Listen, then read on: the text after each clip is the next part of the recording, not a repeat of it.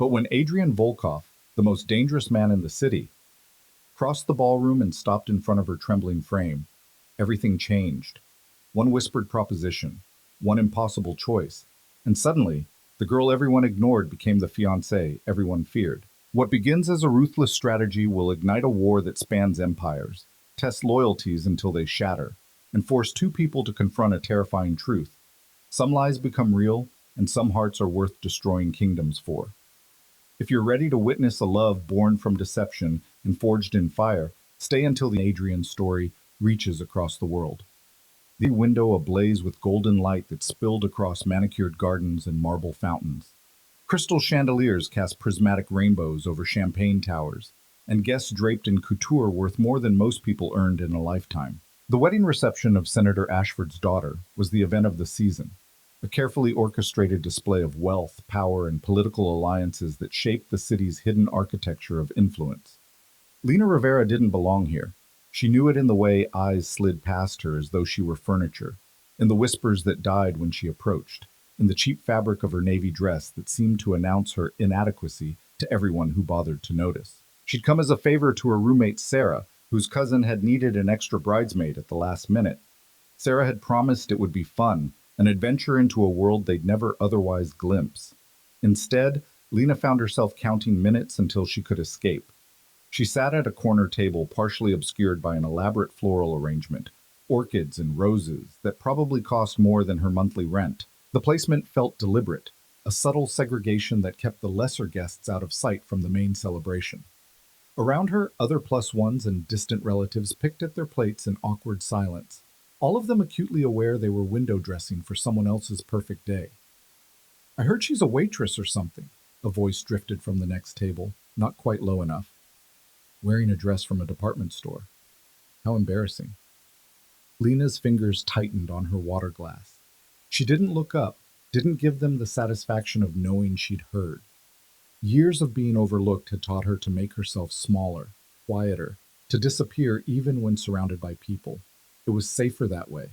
But safety, she was about to learn, was an illusion. These didn't stop exactly, but they modulated, became more careful. Lena glanced up from her studied examination of the tablecloth to see what had caused the change. A man stood in the entrance to the ballroom. He didn't need to announce himself. His presence did it for him. He was tall, perhaps 6'3", with dark hair swept back from a face that seemed carved from marble and shadow. His suit was immaculate, tailored with the kind of precision that whispered of old money and dangerous taste. But it was his eyes that stopped her breath, dark, assessing, holding an intelligence that felt predatory in its intensity. Adrian Volkov. Even Lena, who avoided the society pages and gossip columns, knew that name. Everyone did. He owned half the city's real estate, held stakes in industries from shipping to pharmaceuticals, and commanded loyalty from people who made their living in shadows. Politicians feared him, businessmen courted him, and everyone, absolutely everyone, knew better than to cross him. "What is he doing here?" someone whispered nearby, the words tight with anxiety. "Senator Ashford probably invited him. You would be taken as an insult. But having him here is practically an announcement that you're in his pocket. Better his pocket than his crosshairs." Lena watched as Adrian moved through the room with unhurried confidence, stopping occasionally to shake hands or exchange brief words. Men straightened their spines when he approached. Women adjusted their posture, preened and simpered in ways that made Lena's stomach turn. And through it all, his expression remained neutral, almost bored, as though this entire glittering affair was beneath his notice. Then his gaze swept across the room and landed on her. Time seemed to slow. Those dark eyes held hers for a heartbeat, 2, 3, long enough that Lena felt certain he would look away, would dismiss her as easily as everyone else had. Instead, something flickered in his expression. Curiosity, perhaps? Or calculation. He started walking toward her table. "Oh my God," someone breathed nearby. "He's coming over here." Lena's heart hammered against her ribs. There had to be a mistake. He couldn't be approaching her. Men visible, insignificant, carefully overlooked. Yet with each step he took, the certainty grew that she was exactly where his attention had fixed.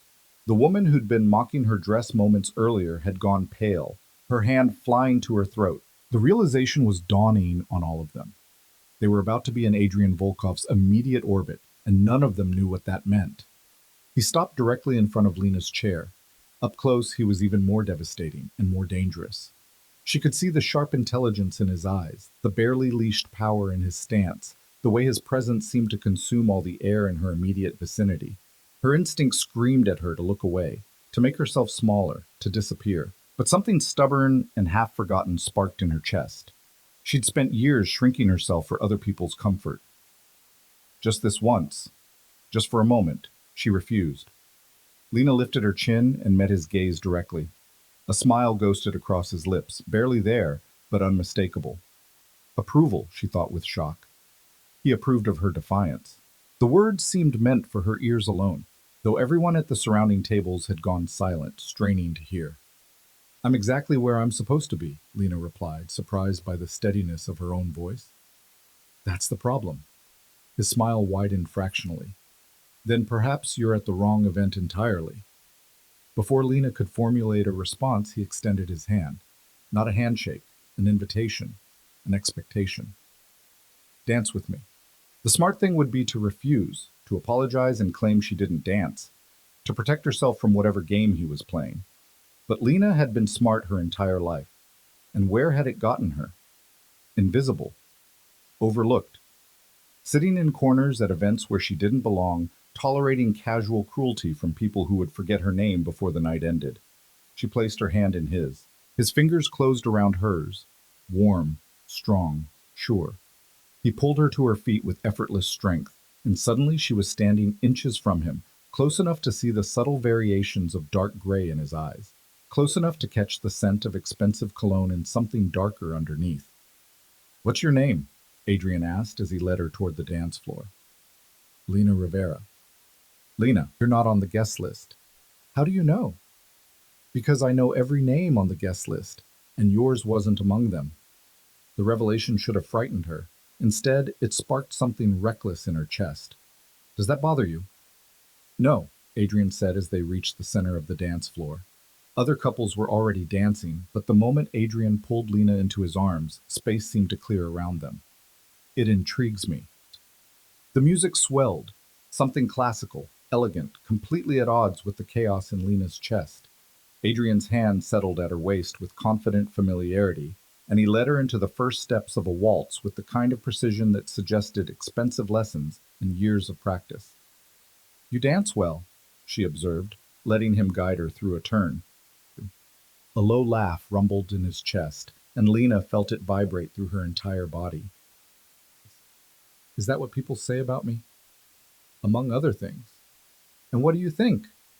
Lena considered the question as they moved together with surprising synchronicity. She should lie, should offer platitudes or feign ignorance, but rather than a person to dismiss, made her reckless with honesty.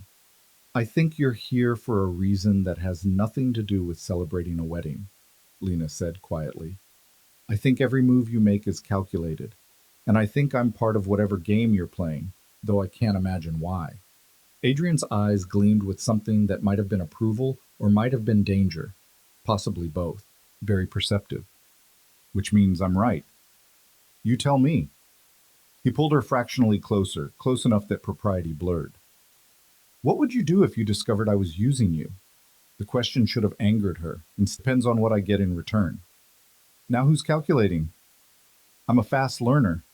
The music swelled toward a crescendo, and Adrian spun her with controlled force that made her dress flare. When he pulled her back, his mouth was inches from her ear. How? Her breath caught. What? 1 hour from now, everyone in this room will know your name. They'll court your favor, fear your influence, wonder how you captured my attention. His voice dropped even lower, intimate and dangerous. They'll never overlook you again. Why? The word came out barely above a whisper. Why would you do that? Because I need a fiancé. Adrian pulled back just enough to meet her eyes, and what she saw there made her knees weak. Not romance. This wasn't some fairy tale proposition. This was strategy, cold and calculated and utterly serious. And you need to matter. Lena's mind reeled. You want me to pretend to be engaged to you? Yes. That's insane. Probably. A hint of amusement colored his tone. Do you care? She should. She absolutely should care about being pulled into whatever machinations drove Adrian Volkov's world. But as she stood there in his arms, feeling the weight of eyes on her back, remembering every slight and dismissal and moment of invisible insignificance, something defiant and dangerous unfurled in her chest. How long? Lena asked. 6 months. Maybe less if things progress faster than anticipated. And what do I get? Protection, wealth, access to a world you've only glimpsed from the outside. Adrian's eyes searched hers, and the satisfaction of watching everyone who's ever dismissed you scramble to earn your approval. It was manipulation, beautifully executed. He was offering her everything she'd never admitted to wanting: vindication, power, visibility. The smart thing would be to refuse, to walk away before she drowned in waters far deeper than she could navigate. But Lena was so tired of being smart and safe and invisible. What's the catch? She asked. The woman approaching us in approximately 30 seconds is my rival's daughter, Elena Petrov. She's been positioning herself as my future wife for the past year, trying to secure an alliance between our organizations. Adrian's expression remained neutral, but his voice hardened almost imperceptibly. I need her to understand that will never happen. Lena didn't turn to look, but she could feel the shift in energy behind her, someone approaching with the confidence of assumed welcome. So you want me to play the role of your surprise engagement, Lena said. Publicly. Right now. Yes. And Elena Petrov will be furious, humiliated, dangerous. Adrian's eyes held hers. This isn't a game, Lena. The moment you say yes, you become a target. There will be consequences. Some you can anticipate, many you can't. Then why ask me? You could have any woman here. Because any woman here would expect it to become real eventually. They'd scheme and manipulate, trying to turn pretense into permanence. His thumb brushed against her palm, a gesture so small she might have imagined it. But you're smart enough to know this is business, aren't you? The question hung between them, loaded with implications Lena was only beginning to understand. This was a contract disguised as romance, strategy wrapped in intimacy. He was offering her a role in his world with the understanding that it was temporary, transactional, and potentially deadly. Adrian, darling! A woman's voice cut through the music, cultured, confident, edged with steel. I've been looking everywhere for you. Lena felt Adrian's hand tighten almost imperceptibly at her waist. She had perhaps 3 seconds to make a decision that would alter the entire trajectory of her life. 3 seconds to choose between invisible safety and dangerous visibility. 3 seconds to decide if she was brave enough or reckless enough to say yes. Elena Petrov glided toward them with predatory grace, her crimson dress a slash of color against the sea of pastels and neutrals. She was beautiful in a way that felt weaponized. Perfect bone structure, immaculate makeup, diamonds that caught the light with every movement. Her smile didn't reach her eyes as she took in Lena still in Adrian's arms. I don't believe we've been introduced, Elena said, her tone making it clear she considered Lena beneath the effort of introduction. This was the moment. Refuse, and Lena would return to her corner table, invisible and safe. Accept, and she would become something else entirely. Adrian Volkov's fiancé, a player in games she didn't understand, a target for people who made their living in violence and strategy. Lena looked up at Adrian and saw the question in his eyes. Not pressure. He would let her walk away if she chose. But also recognition. He saw the same thing in her that she'd felt stirring since the moment he'd approached. Hunger for something more than the small, safe life she'd been assigned. Actually, Lena heard herself say, her voice steady and clear, we haven't been formally introduced, but I'm sure Adrian is about to remedy that. Adrian's eyes flashed with something fierce and approving. His arm tightened around her waist, pulling her against his side in a gesture of unmistakable possession. Elena, he said, his voice carrying just enough to ensure nearby guests would overhear. Elena's perfect composure cracked, shock flashing across her features before she could smooth it away. Around them, Lena heard gasps, sudden whispers, the rustle of people turning to stare. The music continued, but several couples had stopped dancing, their attention fixed on the unfolding drama. Your fiancé?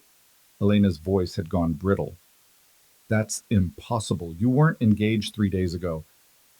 I move quickly when I find something worth keeping, Adrian replied, his tone casual in a way that felt calculated to wound. I'm surprised the news hasn't reached you yet. We've been quite open about it in certain circles. It was a beautiful lie, delivered with such confidence that Lena almost believed it herself. She felt the weight of dozens of eyes on her, saw the exact moment when recognition flared, not of who she was, but of who she'd suddenly become. Adrian Volkov's chosen woman, someone who mattered. How lovely, Elena managed, though fury simmered beneath the polite words. And so, unexpected. Tell me, Miss Rivera, what is it you do? The question was designed to expose Lena's ordinariness, to highlight the absurdity of her sudden elevation. Before tonight, it would have worked. Lena would have stammered through an explanation of her administrative job, felt shame at her modest circumstances, shrunk under the weight of Elena's disdain. But she'd already said yes to something far more dangerous than social embarrassment. I make Adrian happy, Lena replied with a small smile. That seems to be more than enough. Adrian's hand moved to the small of her back, support and approval. More than enough indeed. Elena's eyes narrowed, calculation replacing shock. Well, this is certainly news. I'm sure everyone will be fascinated to learn more about you, Miss Rivera.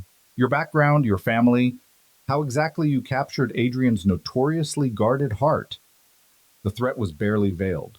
Elena would dig, would search for ammunition, would find every vulnerability Lena possessed and exploit it ruthlessly. I look forward to the speculation, Lena said, surprised by her own audacity. Though I suspect the truth is far less interesting than whatever stories people will invent. Indeed. Elena's smile turned sharp. I suppose we'll see.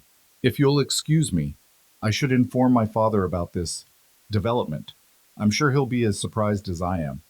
The moment she was out of earshot, Lena felt her knees go weak.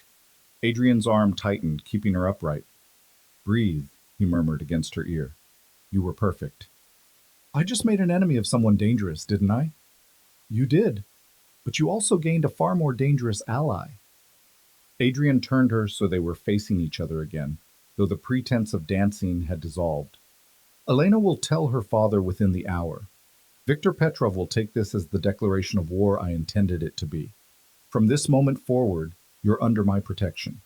That means security, resources, and complete loyalty from everyone in my organization. Skin, heavier than she'd anticipated, but also strangely exhilarating. What happens now? Now, Adrian said, loud enough for nearby guests to hear, we make sure everyone here knows exactly who you are.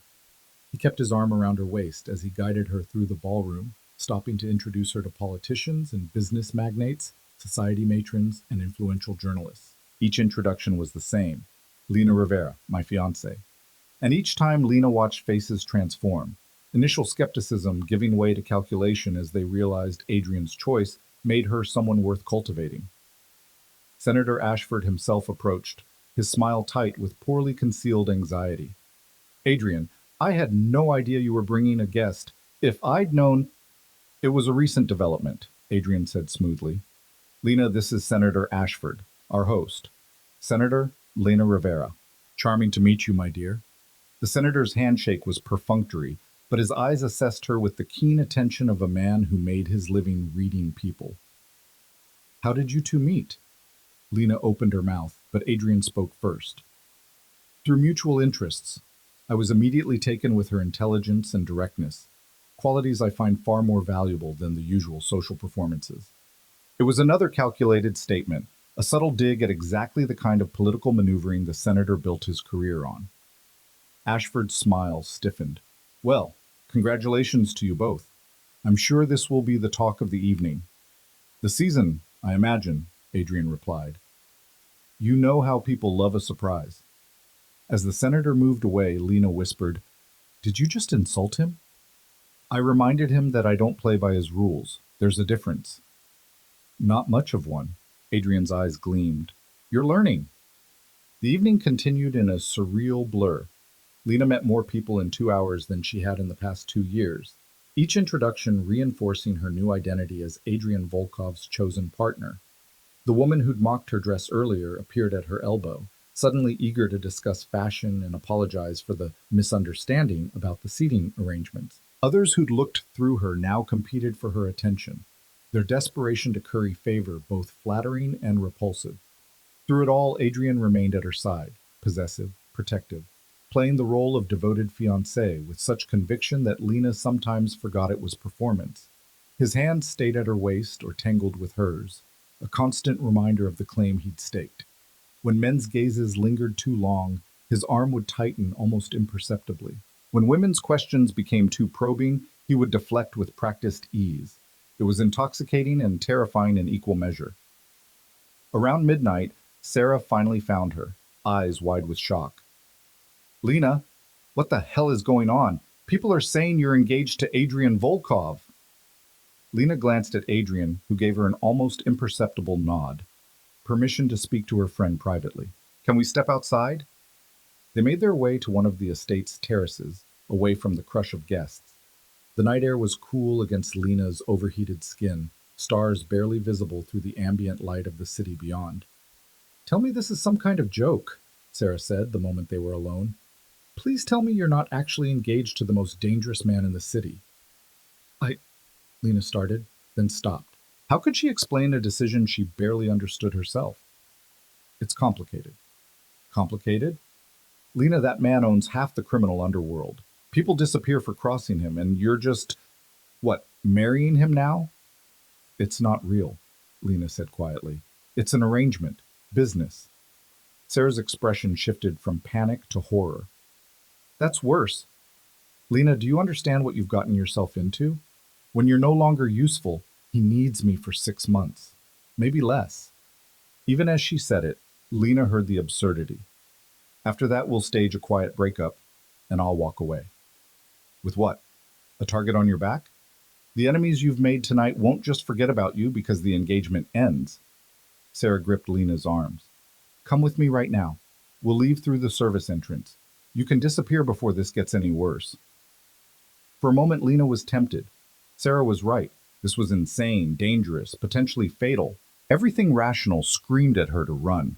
But she thought about the moment Adrian had looked at her across the ballroom, about the defiance that had sparked in her chest when he'd offered her visibility instead of invisibility.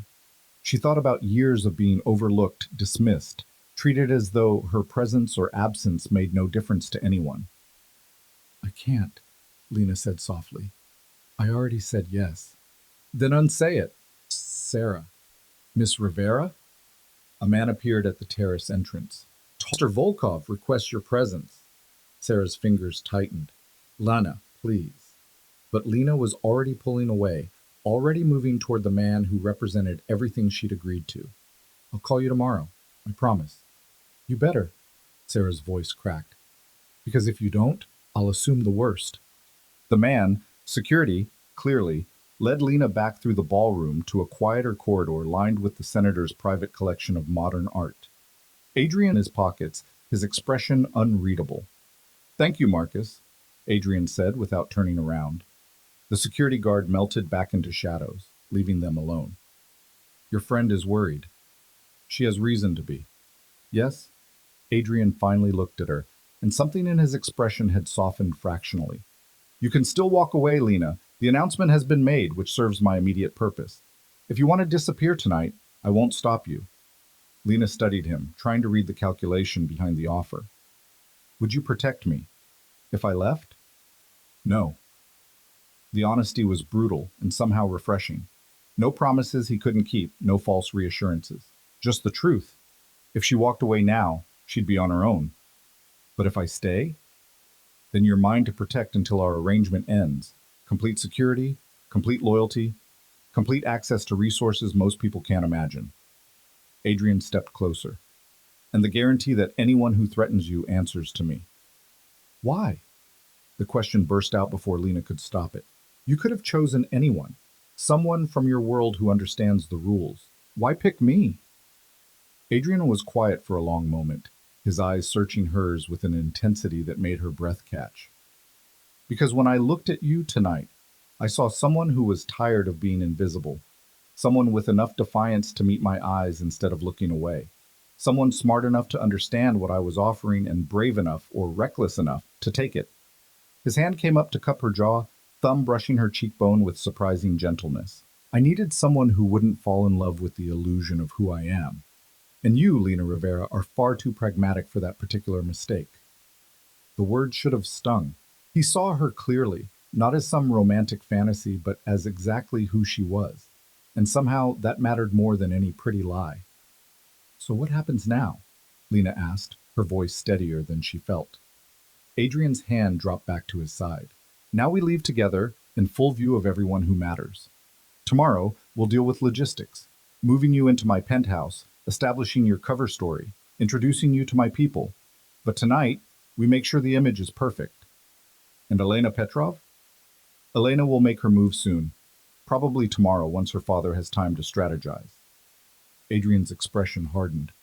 She'll try to discredit you, find leverage, prove that our engagement is a sham. Your job is to be exactly who you claim to be tonight. My fiancé, confident and untouchable. I don't know how to be untouchable. You'll learn. He offered his arm. Ready to make an exit that ensures you're the only thing people talk about tomorrow? Lena slipped her hand into the crook of his elbow, feeling the solid strength of him beneath the expensive fabric of his suit. As ready as I'll ever be.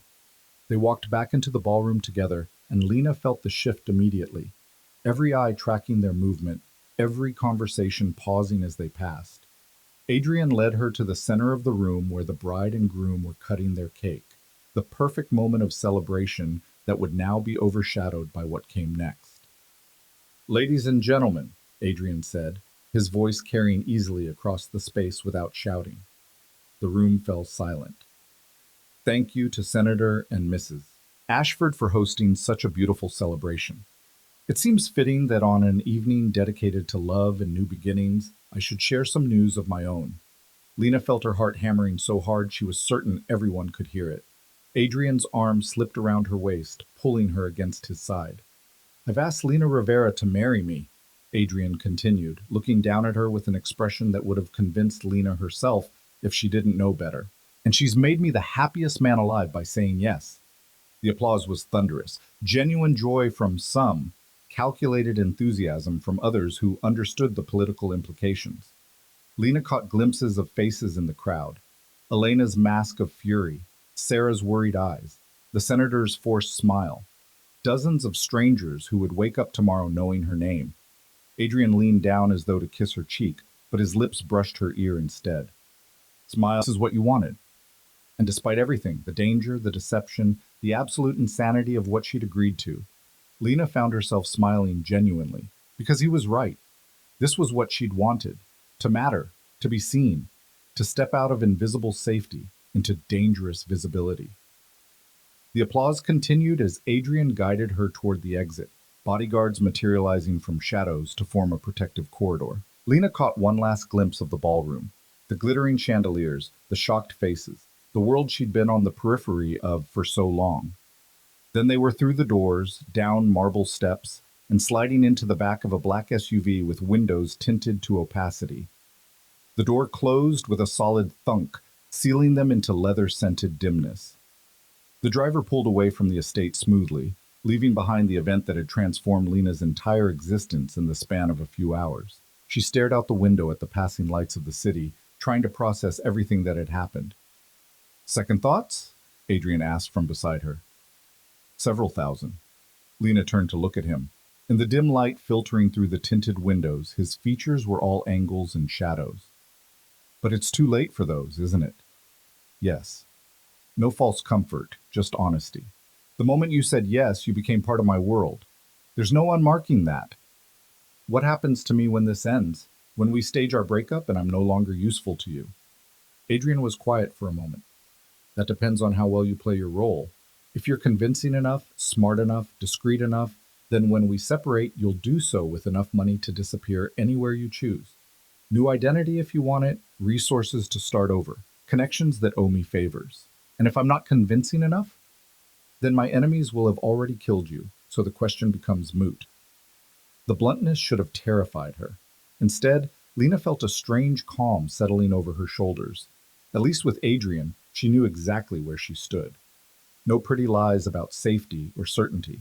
Just the brutal truth that she'd traded invisible safety for dangerous visibility, and now she had to be smart enough to survive it. Where are we going? Lena asked. My penthouse. Your things will be collected from your apartment tomorrow. Just, I don't get a say?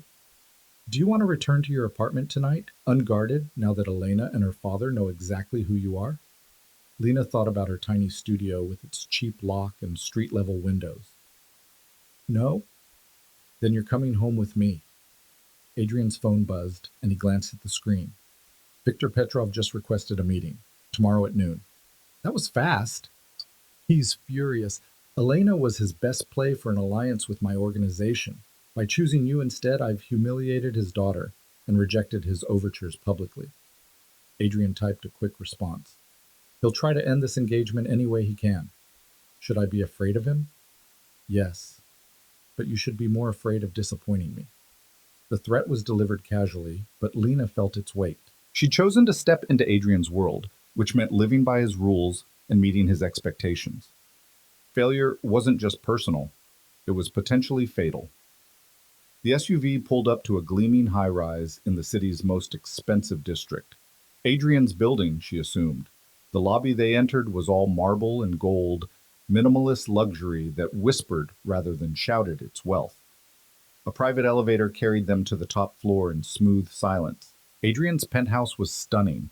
Floor-to-ceiling windows overlooking the city, modern furniture in blacks and grays, art that Lena suspected was worth more than she'd earn in a lifetime. Guest room is down that hall, Adrian said, shrugging out of his jacket. You'll find clothes in the closet, toiletries in the bathroom. My people work quickly. Lena blinked. You already had clothes brought here? I make decisions rapidly when necessary. Waiting would have been inefficient. He loosened his tie. We have a meeting with my publicity team at 8 tomorrow morning. They'll brief you on your cover story, the narrative we're building, what to say if approached by press. Press? Lena repeated faintly. Right. Because my fake engagement to a crime boss would absolutely make the news. Business magnate, Adrian corrected with a slight smile. No one has ever successfully proven the crime boss allegations. Is that supposed to be reassuring? No, it's supposed to be accurate. He moved toward what she assumed was the master bedroom, then paused. Lena? Yes? You did well tonight. Better than I anticipated. Something that might have been approval flickered across his face. Get some rest. Tomorrow will be considerably harder. Then he was gone, leaving Lena alone in a penthouse that cost more per month than she made in a year, engaged to a man she'd met hours ago, playing a role that could get her killed. She should have been terrified. Instead, as she made her way to the guest room and found a closet full of designer clothes in exactly her size, Lena felt something unexpected bloom in her chest. Power. For the first time in her life, she mattered. People knew her name, feared her connection, wanted her favor. And if the price of that power was dancing with danger and lying to the world, well, Lena had spent years being invisible and safe. Lena woke to sunlight streaming through floor-to-ceiling windows and the disorienting realization that she wasn't in her cramped studio apartment. The guest room was 3 times the size of her entire living space, morning mist and champagne silk. For a moment, she lay still, half convinced the previous night had been some fever dream brought on by bad champagne and social anxiety. Then she saw the ring. It sat on the nightstand in a black velvet box, the diamond catching morning light and throwing rainbow fractals across the ceiling. Lena reached for it with trembling fingers, lifting the ring from its cushion. The stone was obscene, easily 3 carats, flawless, set in platinum with smaller diamonds circling the band. The kind of ring that declared ownership and wealth in equal measure. A note lay beneath the box in sharp, masculine handwriting. Wear it. The story is that I proposed 3 weeks ago. You said yes immediately. We've been keeping it quiet until the right moment to announce. 8 a.m. meeting, don't be late. A. Lena slipped the ring onto her finger. It fit perfectly, of course. Adrian struck her as the type of man who ensured every detail aligned with his vision. The weight of it felt foreign, almost aggressive, a constant reminder of the role she'd agreed to play. She found the bathroom stocked with luxury toiletries that probably cost more than her monthly grocery budget. By the time Lena emerged, wrapped in a towel that was somehow both impossibly soft and impossibly heavy, she'd almost convinced herself she could do this. Play the part. Survive 6 months in Adrian's world. Walk away with enough money to start over somewhere far from this glittering, dangerous city. The closet held an entire wardrobe in her size. Her store rejects. She 3 inches to her height. When she checked the mirror, a stranger looked back, polished, confident, expensive. Someone most. Lena found Adrian in the kitchen, already dressed in a charcoal suit, drinking espresso while scanning his phone. He glanced up when she entered, his eyes making a quick assessment that felt clinical rather than appreciative. "The suit works," he said. "Marcus picked well." "Marcus?" "Head of security. He coordinated your wardrobe." Adrian set down his phone. "Coffee?" "Please." He poured her a cup from an elaborate machine that probably cost more than her car, then slid it across the marble counter. The coffee was perfect, rich, smooth, exactly the right temperature. Of course it was. "Nervous?" Adrian asked, watching her over the rim of his own cup. "Terrified," Lena admitted. "But I assume that's not an acceptable answer." "It's honest, which is more useful than bravado." He checked his watch. "The publicity team arrives in 20 minutes. Their job is to create a narrative that explains our relationship in a way that satisfies curiosity without inviting too much scrutiny. Your job is to memorize every detail of that narrative and never deviate from it." "What if I'm asked something we haven't prepared for?" "Deflect, smile, say something vague about privacy." Adrian's expression hardened slightly. "What you don't do is panic and improvise. Inconsistencies get people killed in my world." The casual way he mentioned death made Lena's stomach clench, but she forced herself to nod. "Understood." "Good." He moved around the counter, reaching for her left hand. His thumb brushed over the engagement ring with something that might have been satisfaction. "This stays on at all times. You're mine now, as far as the world is concerned. That means certain behaviors are expected." "Such as?" "Affection in public. Not excessive, but enough to be convincing. You'll need to learn to tolerate my touch without flinching." His hand moved to her waist, pulling her closer with the same casual possession he'd displayed at the wedding. "Like natural, comfortable, as though we've done this 1,000 times." Lena's heart hammered against her ribs, but she forced herself to relax into his hold.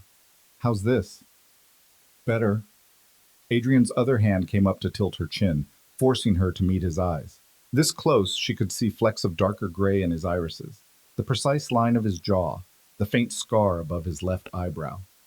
When a slow smile curved his lips. "Probably not, but I can fake it well enough to fool everyone watching." Comforting. "It's supposed to be practical." He released her, stepping back with the same calculated precision he brought to everything. "The team will be here soon. Try to eat something? You'll need the energy." They owned it.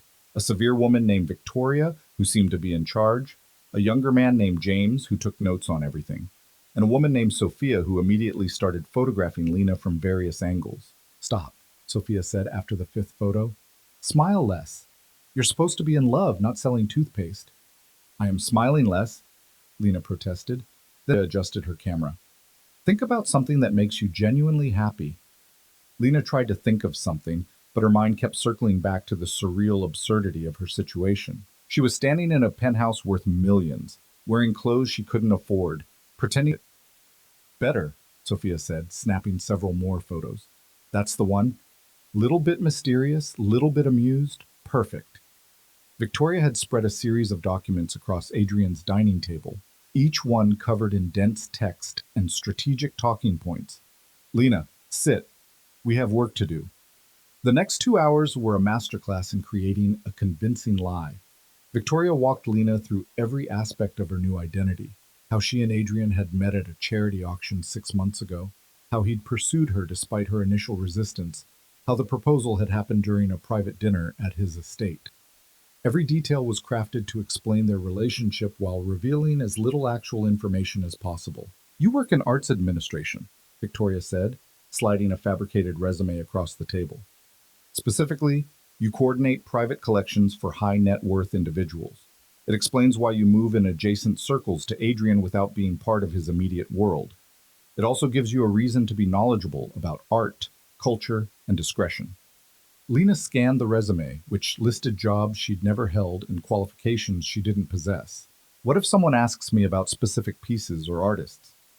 You defer to your client's privacy, James interjected, still typing on his laptop. Say you're contractually obligated not to discuss their collections. It's bulletproof. And if they press? Then you smile and change the subject, Victoria said flatly. You're not on trial, Lena. You're Adrian Volkov's fiancée. That status alone should discourage most aggressive questioning. And when it doesn't? Adrian, who'd been silent throughout the briefing, spoke from where he leaned against the kitchen counter. Then I intervene. You're not expected to handle hostile interrogation on your own. But I should be able to handle normal conversation without falling apart, Lena finished. Exactly. Sophia returned from wherever she'd disappeared to, tablet in hand.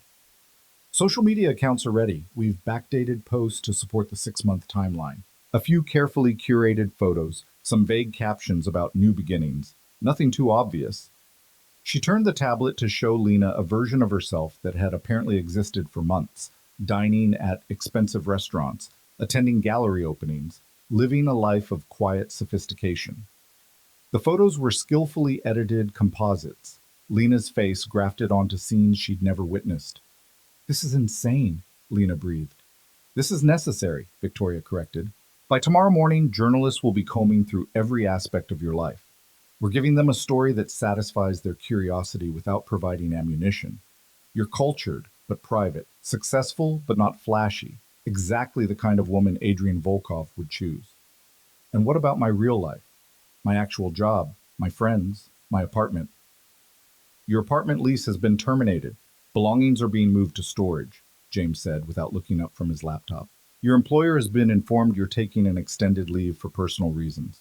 As for friends, you'll need to be selective about contact. Anyone in your life becomes a potential liability. She'd known, intellectually, that saying yes to Adrian meant leaving her old life behind. But having it dismantled in real time by strangers felt viscerally wrong. Sarah, Lena said, my roommate, she knows this isn't real. Victoria's expression hardened. Then she's a problem. She's my friend. She won't say anything. People say things when frightened, or bribed, or threatened. Victoria turned to Adrian. Recommendation? Adrian's eyes met Lena's, and she saw the calculation happening behind them. How loyal is she? Completely, Lena said, putting more conviction into the words than she felt. Sarah was loyal, but everyone had limits. She won't betray me. See that she doesn't. Adrian pushed off from the counter. Have Marcus arrange a conversation. Make it clear that Lena's safety depends on her discretion. That's a threat, Lena said. Yes. I don't want Sarah intimidated. And I don't want your friend's inability to keep secrets getting you killed. Adrian's voice didn't rise, but authority threaded through every word. This isn't negotiable, Lena. Everyone in your life either becomes an asset or a liability. Sarah can choose which. Before Lena could argue further, Adrian's phone rang. He glanced at the screen and something shifted in his expression. Petrov. Earlier than expected. He answered, switching to speaker. Victor. Adrian? The voice that emerged was smooth, cultured, edged with steel. Congratulations on your engagement. Such surprising news. I'm glad you heard. Lena is extraordinary. I'm sure she is. Perhaps you'd allow me the pleasure of meeting her. It wasn't a request. Lena could hear the command beneath the polite phrasing, the expectation that Adrian would comply. Of course, Adrian replied easily. Lunch today? My club? 1 o'clock? Perfect. I look forward to it. The call ended. Adrian set down his phone with deliberate care, his expression unreadable. That was a trap, Lena said. Obviously. So, why accept? Because refusing would be an insult that accelerates conflict I'm not ready for yet. Adrian turned to Victoria. Clear my afternoon, and get Lena ready for Victor Petrov. Victoria's lips pressed into a thin line. He'll try to break her. I know. She's not ready. Then make her ready. You have 4 hours. The publicity team departed with the same efficiency they'd arrived, leaving Lena alone with Adrian and a growing sense of dread. Victor Petrov was the man whose daughter she'd publicly humiliated. The man who'd been planning to ally his organization with Adrian's through marriage. The man who now saw Lena as an obstacle to be removed. Tell me about him, Lena said. Adrian moved to the windows, looking out over the city with the air of a king surveying his territory. Viktor Petrov runs the largest smuggling operation on the East Coast. Weapons, art, occasionally people when the price is right. He's intelligent, ruthless, and deeply offended by last night's announcement. Because I'm not good enough for you? Because you're not Elena, and therefore not useful to his ambitions. Adrian turned to face her. He'll try to determine if our engagement is real. If he suspects it's strategic, he'll find ways to exploit that weakness. Your job is to convince him you're genuinely in love with me. How am I supposed to do that? The same way you convinced everyone at the wedding. Be confident. Don't apologize for your presence. And remember that in Victor's world, weakness is an invitation to attack. Lena's hands trembled slightly, and she clenched them into fists. What if I can't do this? Adrian crossed the space between them in 3 strides, his hands gripping her shoulders with enough force to ground her. Then we're both in trouble. Victor doesn't make idle threats, and he doesn't leave loose ends. If he decides you're a vulnerability rather than a legitimate part of my life, he'll arrange for you to disappear. Disappear, Lena repeated faintly. Permanently. His grip tightened. So you need to be perfect, Lena. Perfectly in love, perfectly confident, perfectly convinced that you belong at my side. Can you do that? She wanted to say no, wanted to run back to her safe, invisible life, where the worst thing that happened was being mocked for her dress. But that life was gone, dismantled by her own choice. There was only forward now, into danger she barely understood. Yes, Lena heard herself say. I can do that. Good. Adrian released her. Marcus will drive us to the club. On the way, I'll brief you on Victor's tells, his weaknesses, and how to avoid his traps. Pay attention. Your life depends on it. The car ride to Adrian's club was a crash course in reading one of the city's most dangerous men. Marcus drove while Adrian sat beside Lena in the back, his voice low and precise as he detailed everything she needed to know. Victor will try to separate us, Adrian said. Suggest you take a tour of the club, ask you to step away for a private conversation. Don't go. Stay within my line of sight at all times. What if that seems rude? Better rude than dead. Victor respects strength, not politeness. What about Elena? Will she be there? Probably. She'll want to assess her competition. Adrian's hand found Lena's, his fingers lacing through hers with practiced ease. If she approaches you, be cordial but not warm. You have nothing to prove to her. Except that I'm actually engaged to you and not just a strategic replacement. Which you'll prove by being completely comfortable in my presence. No nervousness, no deference, no uncertainty. His thumb brushed across her knuckles. We've been together 6 months. I've touched you 1,000 times. This, he lifted their joined hands, is as natural as breathing. Lena focused on the warmth of his hand, the callous texture of his palm, the way his fingers dwarfed hers. She needed to memorize the feeling, make it familiar enough that she could recreate ease she didn't feel. What if he asks about my family? Lena asked. Your parents died in a car accident when you were 19. You have no siblings. It's tragic, but not unusual. And it explains why you're not bringing family into our engagement. Another lie, as carefully constructed as all the others. Lena's actual parents were alive and well in Oregon, happily unaware that their daughter had fake engaged herself to a crime boss. Eventually, she'd have to tell them something, but that was a problem for future Lena. The club occupied the top 3 floors of a building in the financial district, accessible only through a private elevator that required both a key card and biometric scan. The interior was all dark wood and leather, old money and older secrets. Men in expensive suits conducted quiet conversations over single malt scotch, each one radiating the kind of power that came from controlling things most people never saw. Mr. Volkov, the maitre d' greeted them with the deference reserved for royalty. Mr. Petrov is waiting in the Bordeaux room. Adrian's hand settled at the small of Lena's back, guiding her through the club with the easy authority of someone who owned every space he entered. Heads turned as they passed, recognition and calculation flashing across faces. The Bordeaux room was a private dining space with windows overlooking the city and a single table set for four. Vic's favorite uncle. Silver hair, warm smile, expensive but understated suit. Then she met his eyes and saw the predator beneath the affable exterior. Adrian, Victor said warmly, extending his hand. And this must be the famous Lena Rivera. Lena, Victor Petrov, Adrian said smoothly. One of the city's most respected businessmen and a longtime colleague. The word colleague carried layers of meaning that Lena was only beginning to understand. She offered her hand and Victor took it with both of his grip firm and assessing. Enchanted, Victor said. My daughter speaks very highly of your memorable introduction. Elena was gracious, Lena replied, keeping her voice steady. I hope we'll have the opportunity to know each other better. Oh, I'm certain you will. Victor released her hand, but not her gaze. Please sit. I took the liberty of ordering champagne. We should celebrate your engagement properly. The fourth chair remained conspicuously empty until, moments later, Elena Petrov entered the room. She looked stunning in an emerald dress that probably cost more than Lena's fabricated monthly salary, her expression carefully neutral as she took in the scene. Darling, Victor said, you remember Adrian and his fiancée. Of course.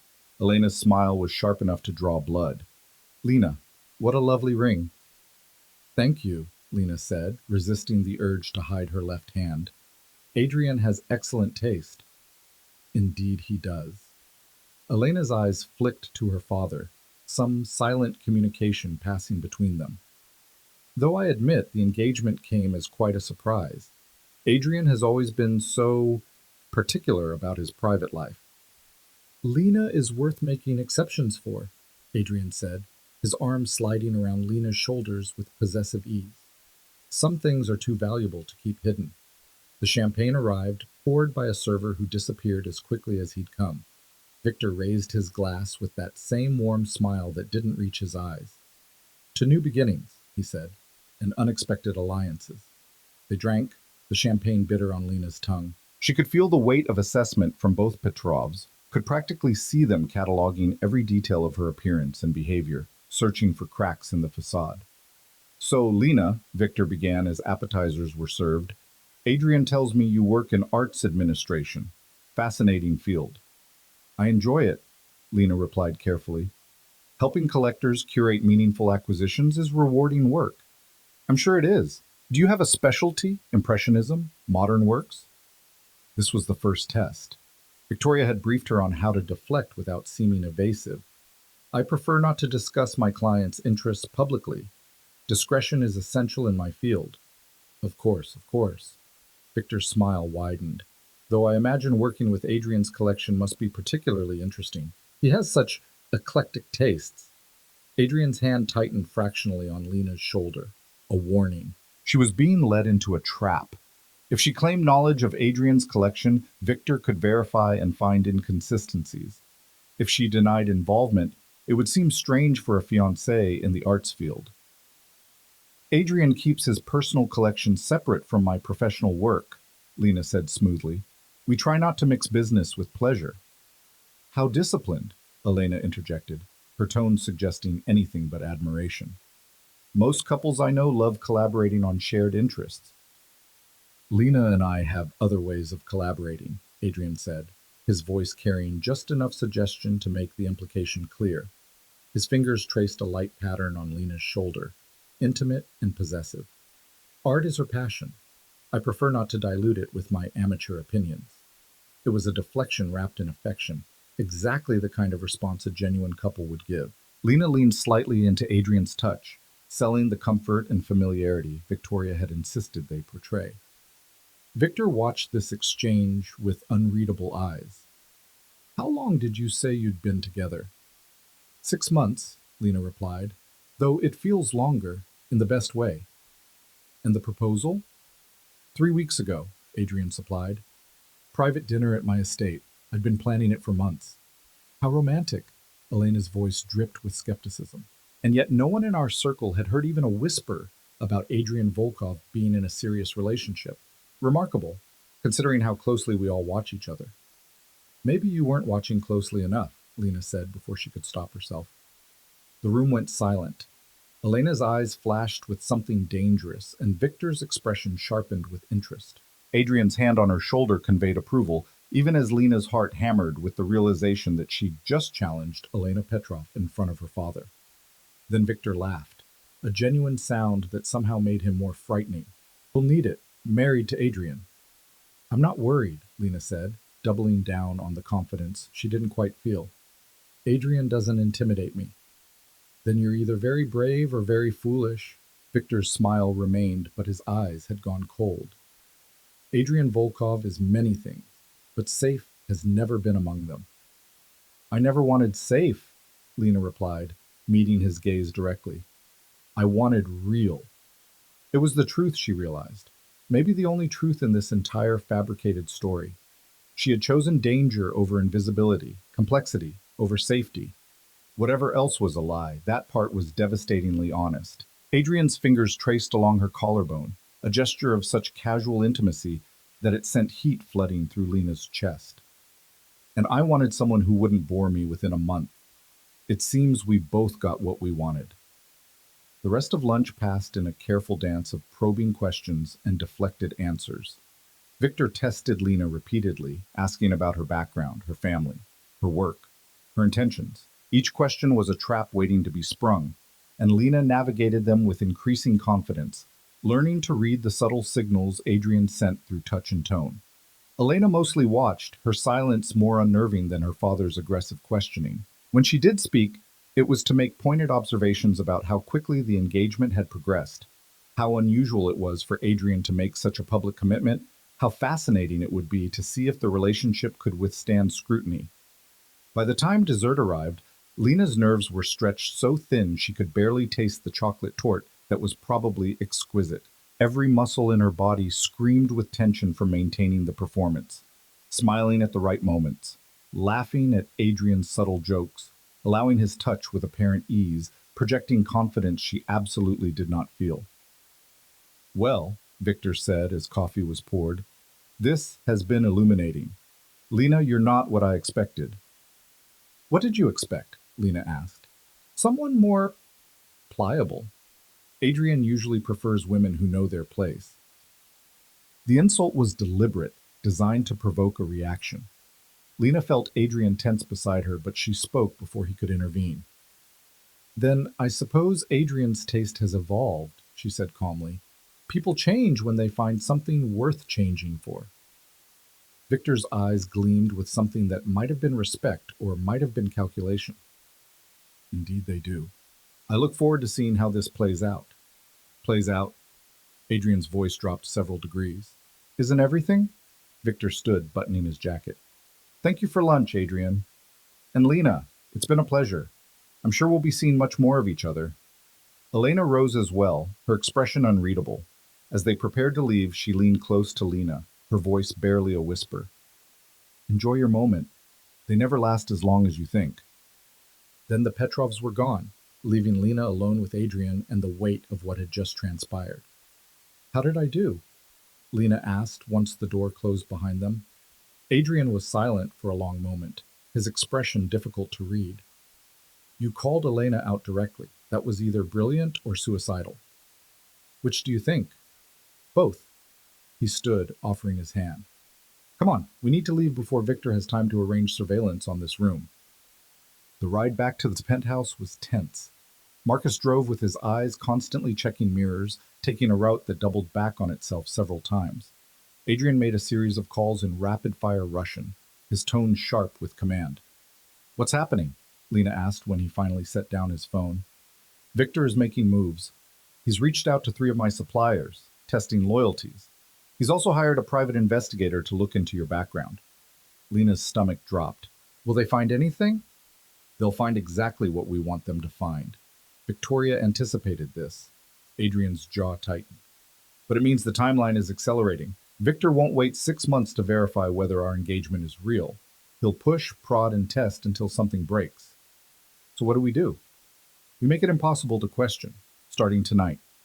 Adrian turned to face her fully. "There's a gala at the Metropolitan Museum. Black tie, 500 of the city's most influential people. We're going to attend together, and you're going to be perfect. Adrian, I don't. This isn't negotiable, Lena.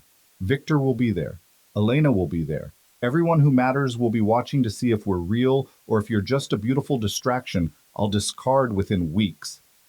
His eyes held hers with uncomfortable intensity. You wanted to matter. This is what it costs. He was right, and Lena hated how right he was. She'd chosen this path, stepped willingly into his world. Now she had to survive it. Fine, she said. But I'll need a dress. Already handled. It's being delivered within the hour.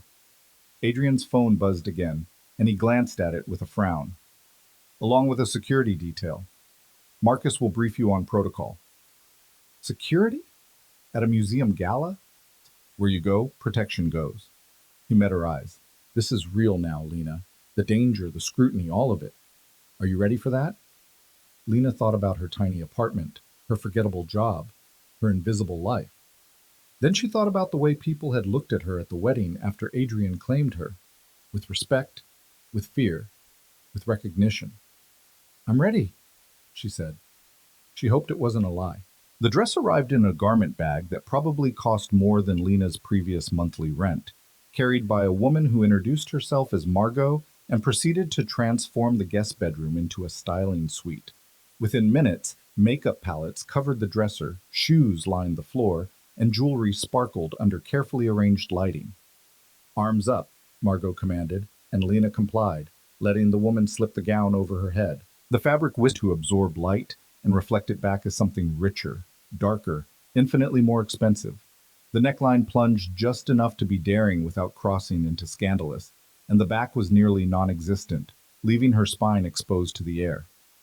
I can't wear this, Lena said, staring at her reflection. The woman in the mirror looked dangerous in a way Lena had never been.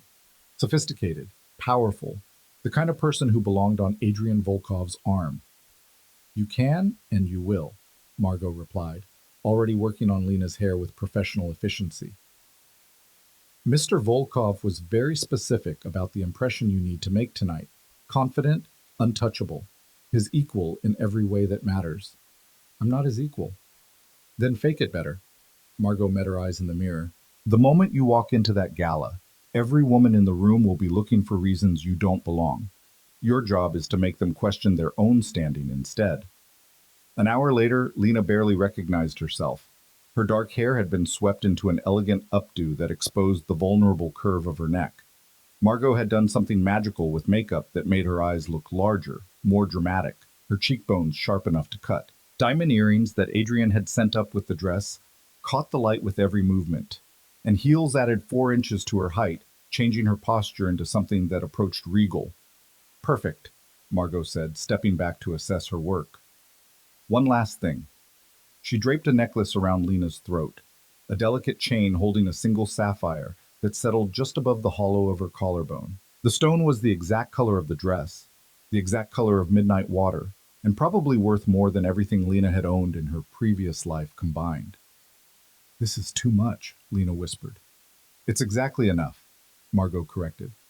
Remember, you're Adrian Volkov's fiancée now. These are the trappings of that position. Adrian was waiting in the living room when Lena emerged, and the expression that crossed his face when he saw her was worth every moment of discomfort the transformation had required.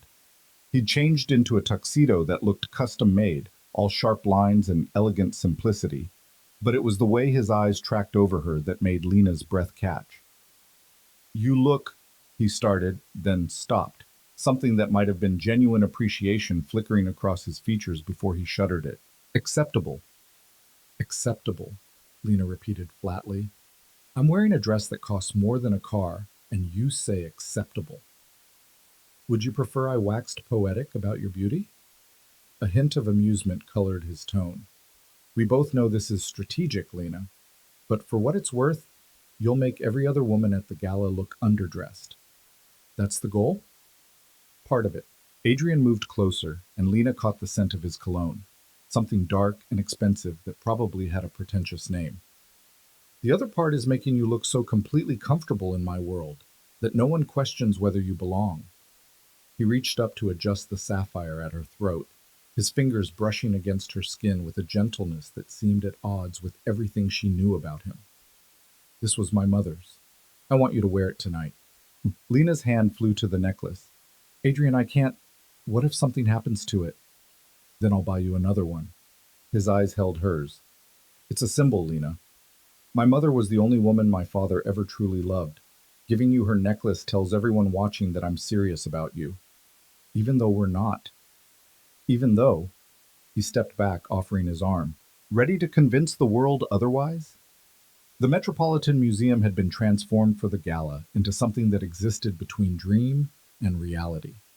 Every gallery glowed with carefully placed lighting that made the artwork seem alive, and the main atrium had been converted into a ballroom filled with the kind of people who shaped the world from boardrooms and backroom deals. Orchestra music drifted through the space, elegant and understated, the perfect soundtrack for conversations that determine political futures and billion-dollar mergers. Adrian's arrival caused exactly the stir Lena had been dreading. Heads turned, conversations paused, and she felt the weight of hundreds of eyes assessing her worth. Marcus and two other security personnel materialized from somewhere behind them, forming a discreet perimeter that managed to be protective without being obvious. Smile, Adrian murmured against her ear, his hand settling at the small of her back. You're supposed to be enjoying yourself. I am enjoying myself, Lena lied. Can't you tell by how my hands are shaking? I can. Which is why I'm going to keep touching you until your body remembers we've done this 1,000 times. His thumb traced small circles against her spine, the gesture intimate enough to sell the performance. Breathe, Lena. They're just people. People who could destroy me with a phone call. People who are terrified of me, Adrian corrected. Which means they're terrified of you by extension. Use it. They moved through the crowd with Adrian leading, stopping periodically to exchange greetings with people whose faces Lena recognized from news broadcasts and magazine covers. Each introduction followed the same pattern. Adrian's arm possessive around her waist, her left hand displayed with its obscene diamond, smiles that didn't quite reach anyone's eyes. Adrian, darling! A woman in red descended on them, all air kisses and calculating eyes. And this must be your mysterious fiancée, Catherine Blackwell, she said to Lena. I chair the museum's acquisitions committee. Lena Rivera, Lena replied, accepting the woman's extended hand. The exhibit is stunning, isn't it? We've been planning this for months, though I must say, your engagement has rather stolen our thunder. Catherine's laugh was light, but her eyes were sharp. No one can talk about anything else. How did you two meet?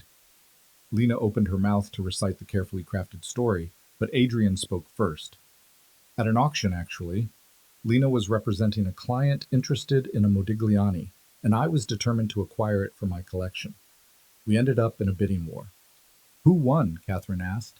I did, Adrian said smoothly, but Lena was so impressive in defeat that I asked her to dinner. Best decision I ever made. It was a new detail, not part of Victoria's script, and Lena scrambled to follow his lead. He was insufferably smug about winning. I was confident, Adrian corrected. Smug. Confident enough to convince you to give me a chance despite your initial resistance. The back and forth felt almost natural, and Catherine's expression shifted from skepticism to something approaching acceptance. I hope you'll both attend our fall fundraiser. We could use someone with your eye for art, Lena. They extricated themselves from Catherine's orbit, only to be caught by a politician whose name Lena recognized from attack ads, then a tech CEO who seemed fascinated by Adrian's investment portfolio, then a socialite who wanted to discuss wedding plans with an enthusiasm that felt predatory. Through it all, Adrian maintained constant contact, his hand at her waist, his fingers laced through hers, his body angled toward her in a way that broadcast possession and protection. Lena found herself leaning into his touch, not because the performance required it, but because the alternative was drowning in the suffocating attention of people who wanted to dissect every aspect of her existence. You're doing well, Adrian said during a brief moment of privacy as they stood before a Caravaggio that depicted some violent biblical scene. Better than I expected. Is that supposed to be a compliment? It's an observation. You're holding your own against people who've spent decades perfecting the art of social warfare. His hand tightened on her waist. But we're not done yet. Victor just arrived with Elena. Lena followed his gaze to the entrance where the Petrovs had indeed appeared. Elena in a gold gown that screamed for attention. Victor in a tuxedo that whispered power. They scanned the crowd with predatory efficiency, and when Victor's eyes found Adrian, his smile was all teeth. Here we go, Adrian murmured. Remember, you're not afraid of them. You're exactly where you belong. The Petrovs made their way across the ballroom with the confidence of people accustomed to others moving out of their path. Victor's smile never wavered, but his eyes catalogued every detail of Lena's appearance with uncomfortable intensity. Adrian, Lena, Victor greeted them warmly. What a pleasure to see you both again so soon. That dress is exquisite, my dear. Italian? French, Lena replied, though she had no idea. A gift from Adrian. How generous. Elena, doesn't Lena look lovely?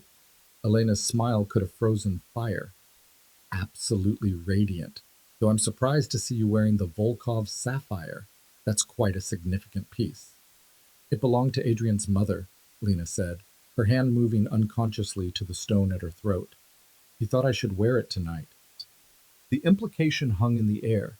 This wasn't just any jewelry, but a family heirloom, the kind of thing given to a woman who mattered. Elena's eyes flashed with something ugly before she smoothed her expression back to neutral. How sentimental, Elena said. Adrian, I didn't realize you were the sentimental type. I'm full of surprises, Adrian replied, as I'm sure you've discovered. Indeed. Victor's attention shifted to someone across the room. If you'll excuse us, there's the senator. Elena, come.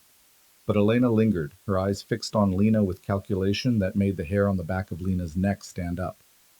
Would you mind if I borrowed your fiancé for a moment, Adrian? Girl talk. I mind very much, Adrian said flatly. Oh, come now. Surely you trust me not to corrupt her in the middle of a gala. Elena's smile widened. Or is she too fragile to handle a simple conversation? It was a trap, and they both knew it. If Adrian refused, it would suggest Lena needed his protection for even basic social interaction. If he agreed, Elena would have the opportunity to probe for weaknesses without Adrian present to deflect. Lena made the decision before Adrian could respond. I'd love to chat, she said, surprising herself with the steadiness of her voice. There's a Renoir in the next gallery I've been wanting to see. Adrian's jaw tightened almost imperceptibly, but he released his hold on her waist. 10 minutes. Of course, Elena purred. I just want to get to know the woman who captured the city's most eligible bachelor. They walked together toward the Impressionist gallery, Elena's heels clicking against marble with military precision. Marcus followed at a discreet distance, close enough to intervene but far enough to maintain the illusion of privacy. The Renoir Elena had mentioned depicted a garden party, all dappled sunlight and beautiful people pretending their lives were perfect. Lovely, isn't it? Elena said, studying the painting, all that beauty hiding the rot underneath. Renoir knew how to make decay look appealing. Is there a point to this? Lena asked. Direct. I appreciate that. Elena turned to face her fully. Let me be equally direct. I know Adrian didn't propose to you 3 weeks ago. I know you weren't together for 6 months. I know this entire engagement is a performance designed to humiliate my family and reject the alliance my father offered. Lena's heart hammered against her ribs, but she kept her expression neutral. That's quite an accusation. It's not an accusation. It's a fact. Elena stepped closer, her voice dropping to barely above a whisper. The question is, what are you getting out of this arrangement? Money? Protection? Revenge against someone who wronged you? I'm getting Adrian, Lena said. That seems to be more than you managed. Elena's hand moved so fast Lena barely saw it coming. A sharp slap that cracked across her cheek with enough force to make her head snap to the side. Pain bloomed hot and immediate, and Lena tasted blood where her teeth had cut the inside of her mouth. Marcus was there in an instant, his hand on Elena's wrist with bruising force. Touch her again, and it will be the last thing you do. How dramatic, Elena said, though she'd gone pale. I barely touched her. You assaulted her, Marcus replied, his voice flat and deadly. Mr. Volkov will hear about this. I'm sure he will, along with the entire room who just watched her stumble into that column. Elena pulled her wrist free, her smile vicious.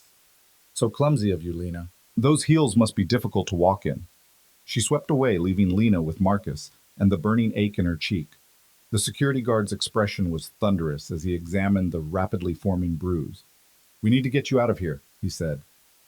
"No." Lena straightened her spine, ignoring the way the room tilted slightly. "If I leave now, she wins. Everyone will think I'm too weak to handle this world.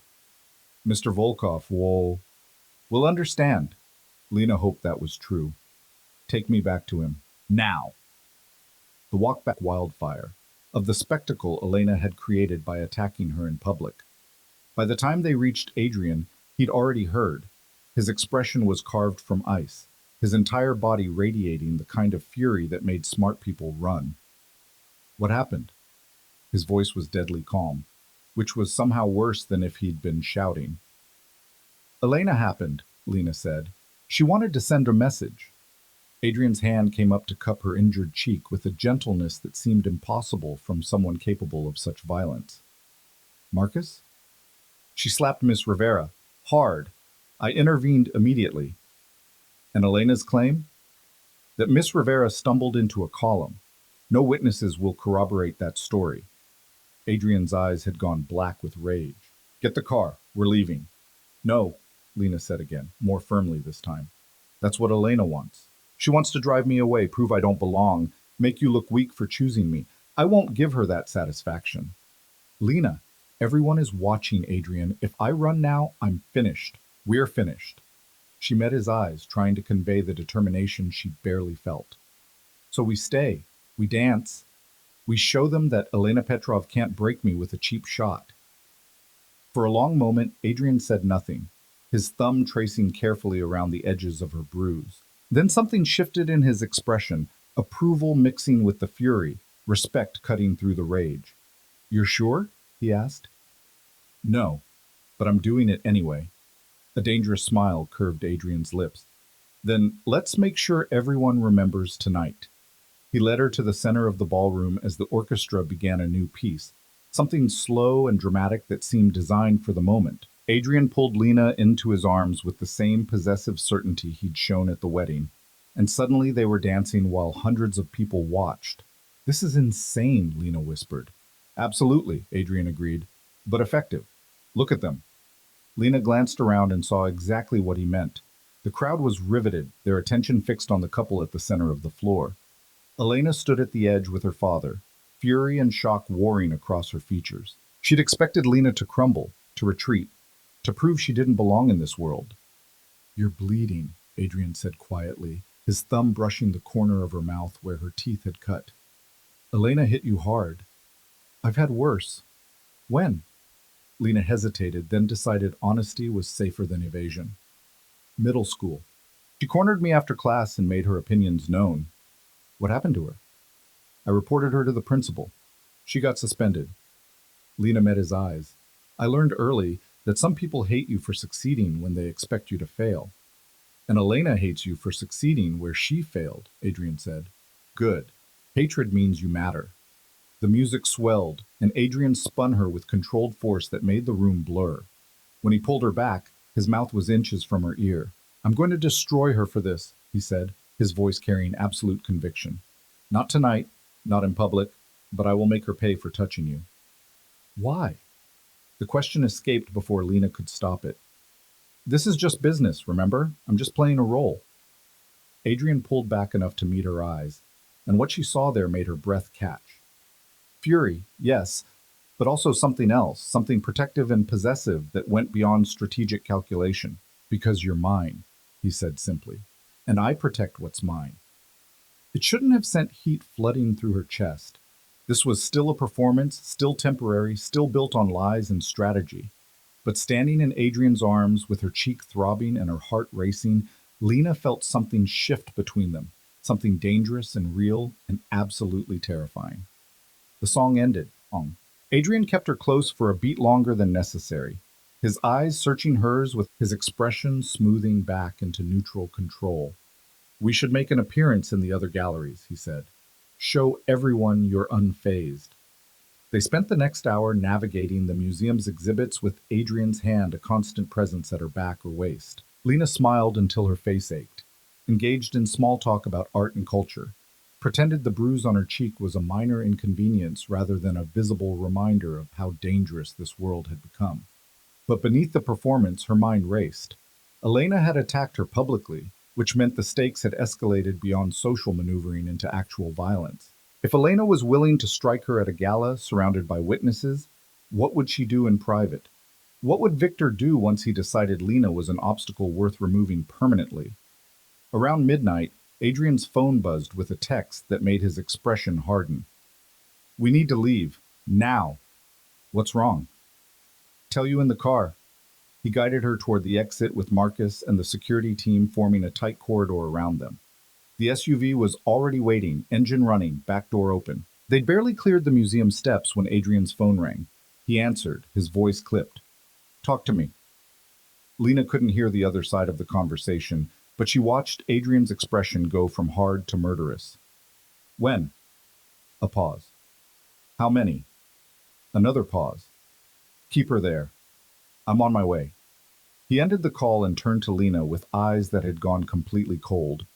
"Elena didn't just slap you tonight. She also had her people grab your friend Sarah from her apartment 3 hours ago." The bottom dropped out of Lena's stomach. "What?" "Sarah called in a panic to a number she found in your old apartment, the emergency line we set up in case anyone tried to contact you. Elena's people took her somewhere in the warehouse district."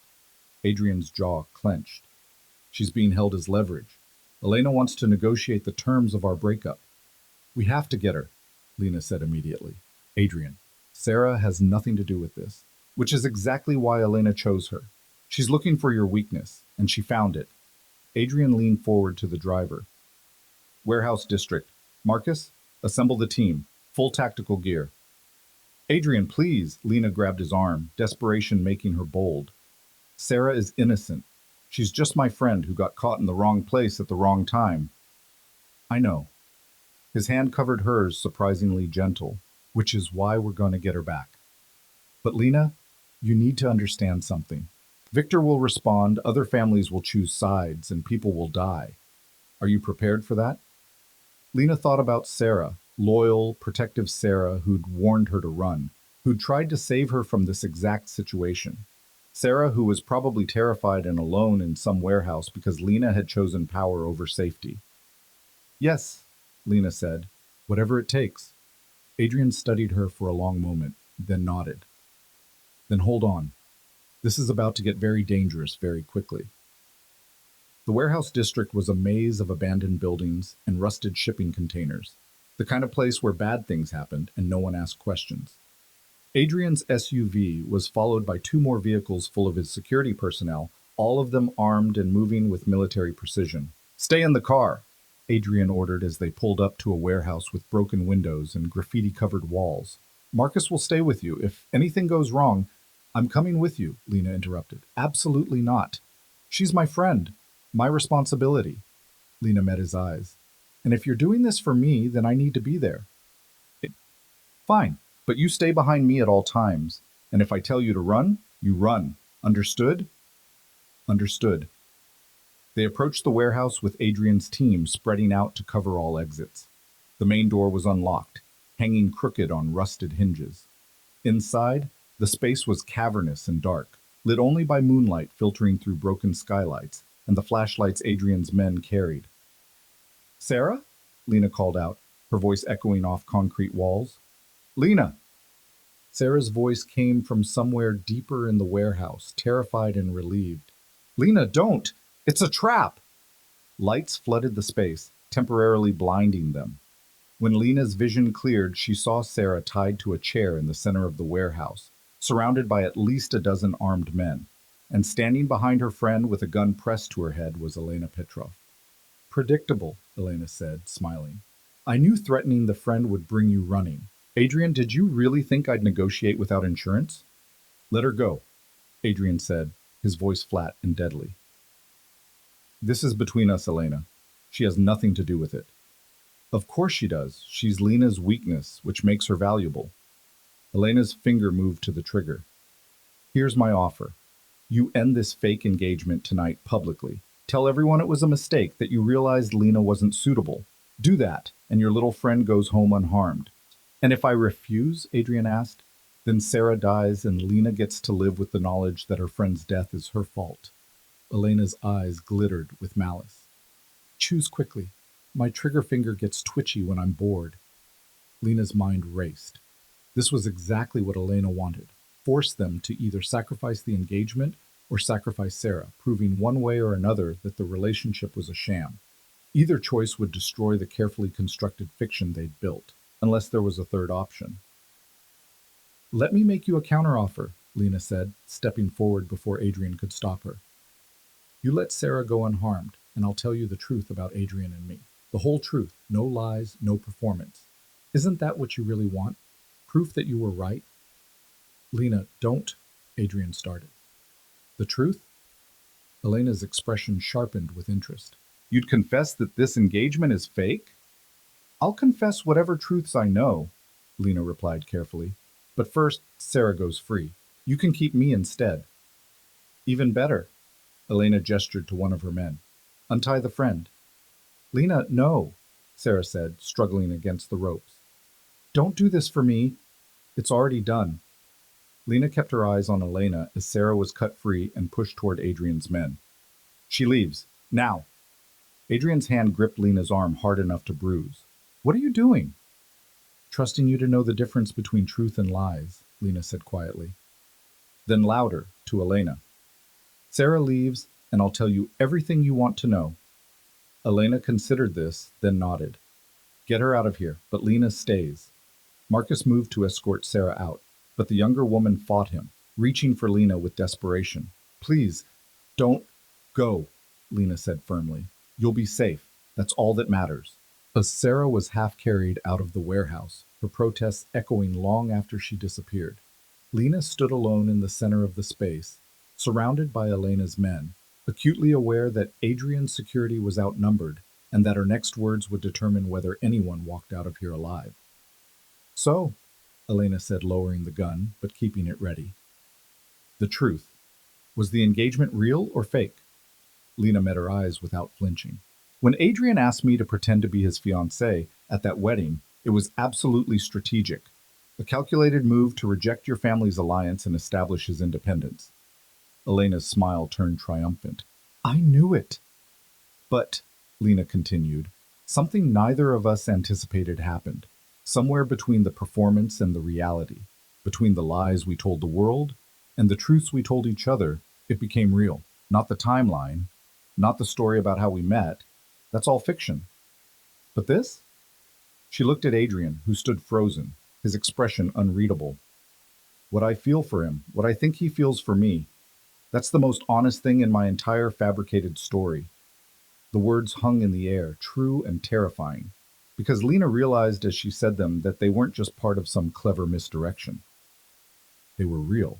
Somewhere in the past 48 hours of chaos and danger and performance, she'd stopped pretending to care about Adrian Volkov and started actually caring.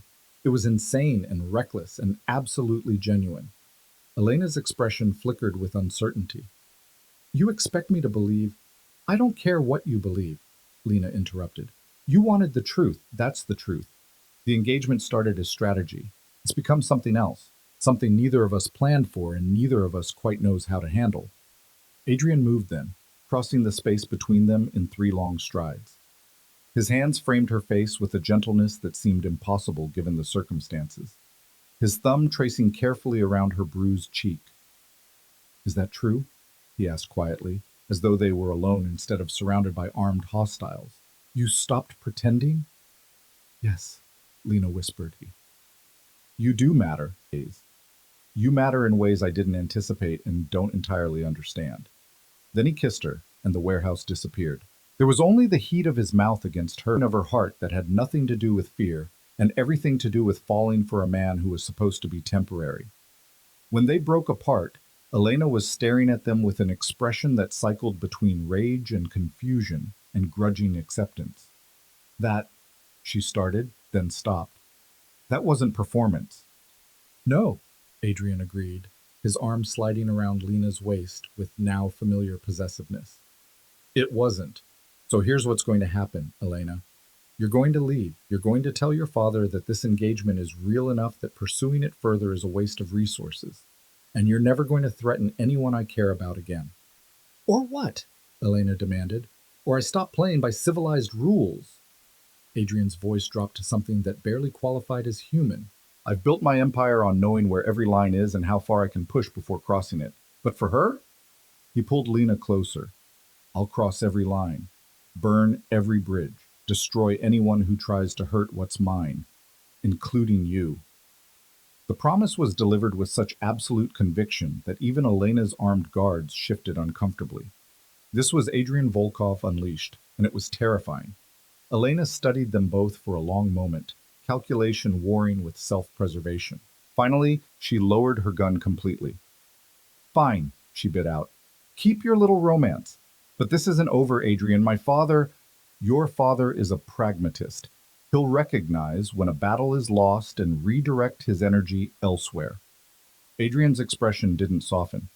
Now get out before I change my mind about letting you leave intact. Elena and her men retreated, leaving Adrian and Lena standing in the center of the warehouse with his security team surrounding them. The moment the last of Elena's people disappeared, Lena's knees went weak.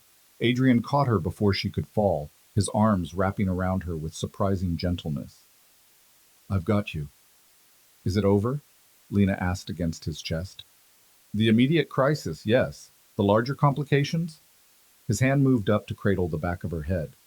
Those are just beginning. Marcus appeared at Adrian's elbow, his expression grim. Sir, we should move. Elena might regroup with reinforcements. Agreed. Adrian didn't release Lena as they walked back to the SUV, didn't let go as they climbed inside, didn't stop touching her during the entire ride back to the penthouse. It was as though the performance had finally cracked, revealing something raw and real underneath. Was that true? Adrian asked finally, breaking the silence. What you said in the warehouse. Lena didn't pretend not to understand.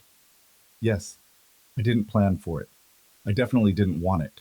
But somewhere between playing your fiancé and actually being close to you, the line blurred. That's dangerous. I know. Our arrangement was supposed to be temporary, clean, business. I know that too.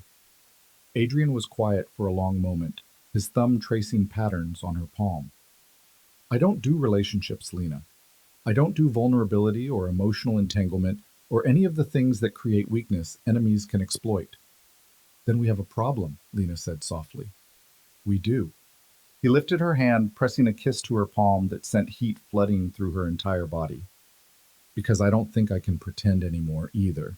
The admission hung between them during the ride back to the penthouse, heavy with implications neither seemed ready to fully explore.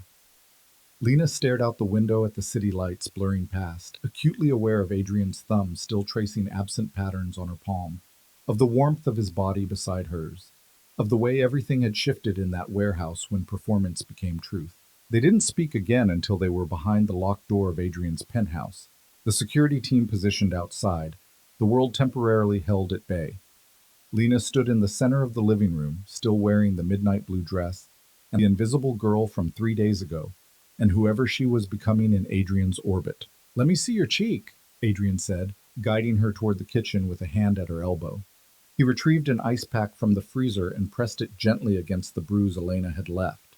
The cold was shocking against her overheated skin, but Lena leaned into it, into him, too tired to maintain the careful distance they'd been pretending existed. Does it hurt? He asked. Everything hurts, Lena admitted, but not the way you mean. Adrian's free hand came up to cup her uninjured cheek, his eyes searching hers with an intensity that made breathing difficult. What happened tonight changes things. I know. Victor will have heard about the warehouse by now, about Elena's failure to leverage Sarah into ending our engagement, about what you said. His thumb brushed across her lower lip with dangerous gentleness. About what I said. Regrets? Lena asked, though she wasn't sure she wanted the answer. Several thousand. None of them about you. Adrian, we need to talk about what happens next. The stakes just escalated beyond social maneuvering into actual warfare. Victor won't let this stand. He can't afford to look weak, which means he'll move against us with everything he has. Us, Lena repeated. Feelings. Aren't we both? Adrian moved to the windows overlooking the city, his posture radiating tension. The engagement started as strategy. But what happened in that warehouse? What I felt when Elena had a gun to your friend's head, when I realized you were willing to trade yourself. That wasn't strategic. That was something I haven't allowed myself to feel in years. What was it? Fear. The admission seemed to cost him something. I don't get afraid, Lena. I calculate risk and mitigate threats and move through the world with absolute control, some kind of sacrifice. I was terrified. Lena crossed the space between them, drawn by the rawness in his voice. I was terrified too. But not of Elena. Then what? Of this. Of you. Of the fact that somewhere in the middle of all the lies and performance, I started caring whether you lived or died. She placed her hand on his chest, felt his heart hammering beneath the expensive fabric of his tuxedo. That wasn't part of the plan. No, Adrian agreed, his hand covering hers. It definitely wasn't. Of what they'd confessed, settling into something neither quite knew how to handle. Then Adrian's phone shattered the moment with an insistent buzz. He checked the screen and his expression hardened. Victor, he wants to meet. Tomorrow morning, neutral location. To negotiate? To threaten. Adrian typed a quick response. Some way to resolve this conflict peacefully. But what he really wants is to demonstrate that he still has power, that tonight's failure was a minor setback rather than a defeat. So we refuse? No. We go. We show him that nothing he does will break us apart. Adrian's eyes met hers. But Lena, after tonight, after what happened in that warehouse, I need to know you understand what you're choosing. This isn't a 6-month arrangement anymore. This is real, which means the danger is real, the violence is real, and the possibility that one or both of us doesn't survive is very real. I understand. Do you? Because once we cross this line, there's no going back to invisible and safe. You'll be Adrian Volkov's actual partner, not just his temporary fiancé. Every enemy I have becomes your enemy. Every decision I make affects your life. Every risk I take is a risk we both bear. Lena thought about her tiny apartment, her forgettable job, her careful existence at the edges of other people's lives. Then she thought about the past 3 days, the terror and exhilaration, the feeling of being visible for the first time in her adult life. I'm choosing this, she said firmly. I'm choosing you, not the arrangement, not the performance. You. Whatever that means, whatever it costs. Adrian's control cracked. He pulled her against him with enough force to steal her breath, his mouth finding hers in a kiss that had nothing to do with performance and everything to do with hunger and desperation and feelings neither of them had intended. Lena kissed him back with equal intensity, her hands fisting in his tuxedo jacket, stronger than either half alone. When they finally broke apart, both breathing hard, Adrian rested his forehead against hers. This is a terrible idea. Probably the worst one I've ever had, Lena agreed. We're going to make each other's lives incredibly complicated. I'm counting on it. A sound that might have been a laugh escaped Adrian's throat. You're insane. I learned from the best. Lena pulled back enough to meet his eyes. So what happens now? Now we prepare for war. Adrian's expression hardened back into the calculating mask she'd first seen at the wedding. Victor will make his move soon. We need to be ready. The meeting with Victor was set for 9 the next morning at a restaurant that served as neutral ground for the city's various power brokers. Adrian insisted Lena wear something that projected confidence without aggression, a cream-colored suit that Victoria had sent over along with a note that simply read, "Armor up." Marcus drove them with 2 additional security vehicles forming a convoy, a visible reminder that Adrian Volkov traveled with protection. The restaurant was already half full when they arrived, but the private room Victor had reserved was empty except for the man himself, seated at a table with a view of the city and an expression that suggested pleasant conversation rather than the threat of violence. Adrian, Lena, Victor greeted them with the same warm smile that hadn't reached his eyes at the museum. Thank you for meeting me on such short notice. Let's skip the pleasantries, Adrian said, pulling out a chair for Lena, before taking his own. What do you want, Victor? Peace. Resolution. A way for us all to move forward without further bloodshed. Victor poured coffee from a silver pot, the domesticity of the gesture at odds with the tension crackling through the air. Last night was regrettable. Elena acted without my approval, and I've made my displeasure clear. Your daughter kidnapped an innocent woman and held a gun to her head, Lena said flatly. Regrettable indeed, and I've taken steps to ensure it doesn't happen again. Victor's eyes fixed on Lena with uncomfortable intensity. You impressed me last night. The way you offered yourself in exchange for your friend. That took courage. Or stupidity. I haven't decided which. Does it matter? It does if you're planning to survive in this world. Victor took a sip of his coffee. Adrian has made his choice clear. He wants you as his partner, not Elena. I can accept that. What I can't accept is the humiliation my family suffered when you announced your engagement at that wedding. Then you should have raised a daughter who doesn't assume she's entitled to other people's lives, Adrian replied coldly. Perhaps, but intention and result are two different things. Elena was humiliated publicly. That humiliation reflects on me, on my organization, on every alliance I've built over decades. Victor set down his cup with deliberate precision. So here's what I propose. You make a public gesture that acknowledges the insult. An apology, perhaps, or a donation to one of Elena's favorite charities in her name. Something that allows my daughter to save face. No, Adrian said immediately. Be reasonable. I don't apologize for choosing who I want in my life, and I definitely don't apologize to make your daughter feel better about not getting her way. Adrian's voice dropped to something dangerous. If Elena wanted to be my wife, she should have been worth choosing. She wasn't. Victor's pleasant facade cracked, revealing the predator underneath. You're making a mistake, Adrian. I've been patient because we have history, because our organizations have cooperated in the past. But my patience has limits. So does mine, Adrian replied. And you reached them when your daughter put a gun to an innocent woman's head. Sarah wasn't innocent, she was leverage. There's a difference. Victor's attention shifted to Lena. Tell me, my dear, are you prepared for what comes next? When Adrian's enemies realize he has an actual weakness now, not just a strategic fiancé. When they come for you with everything they have.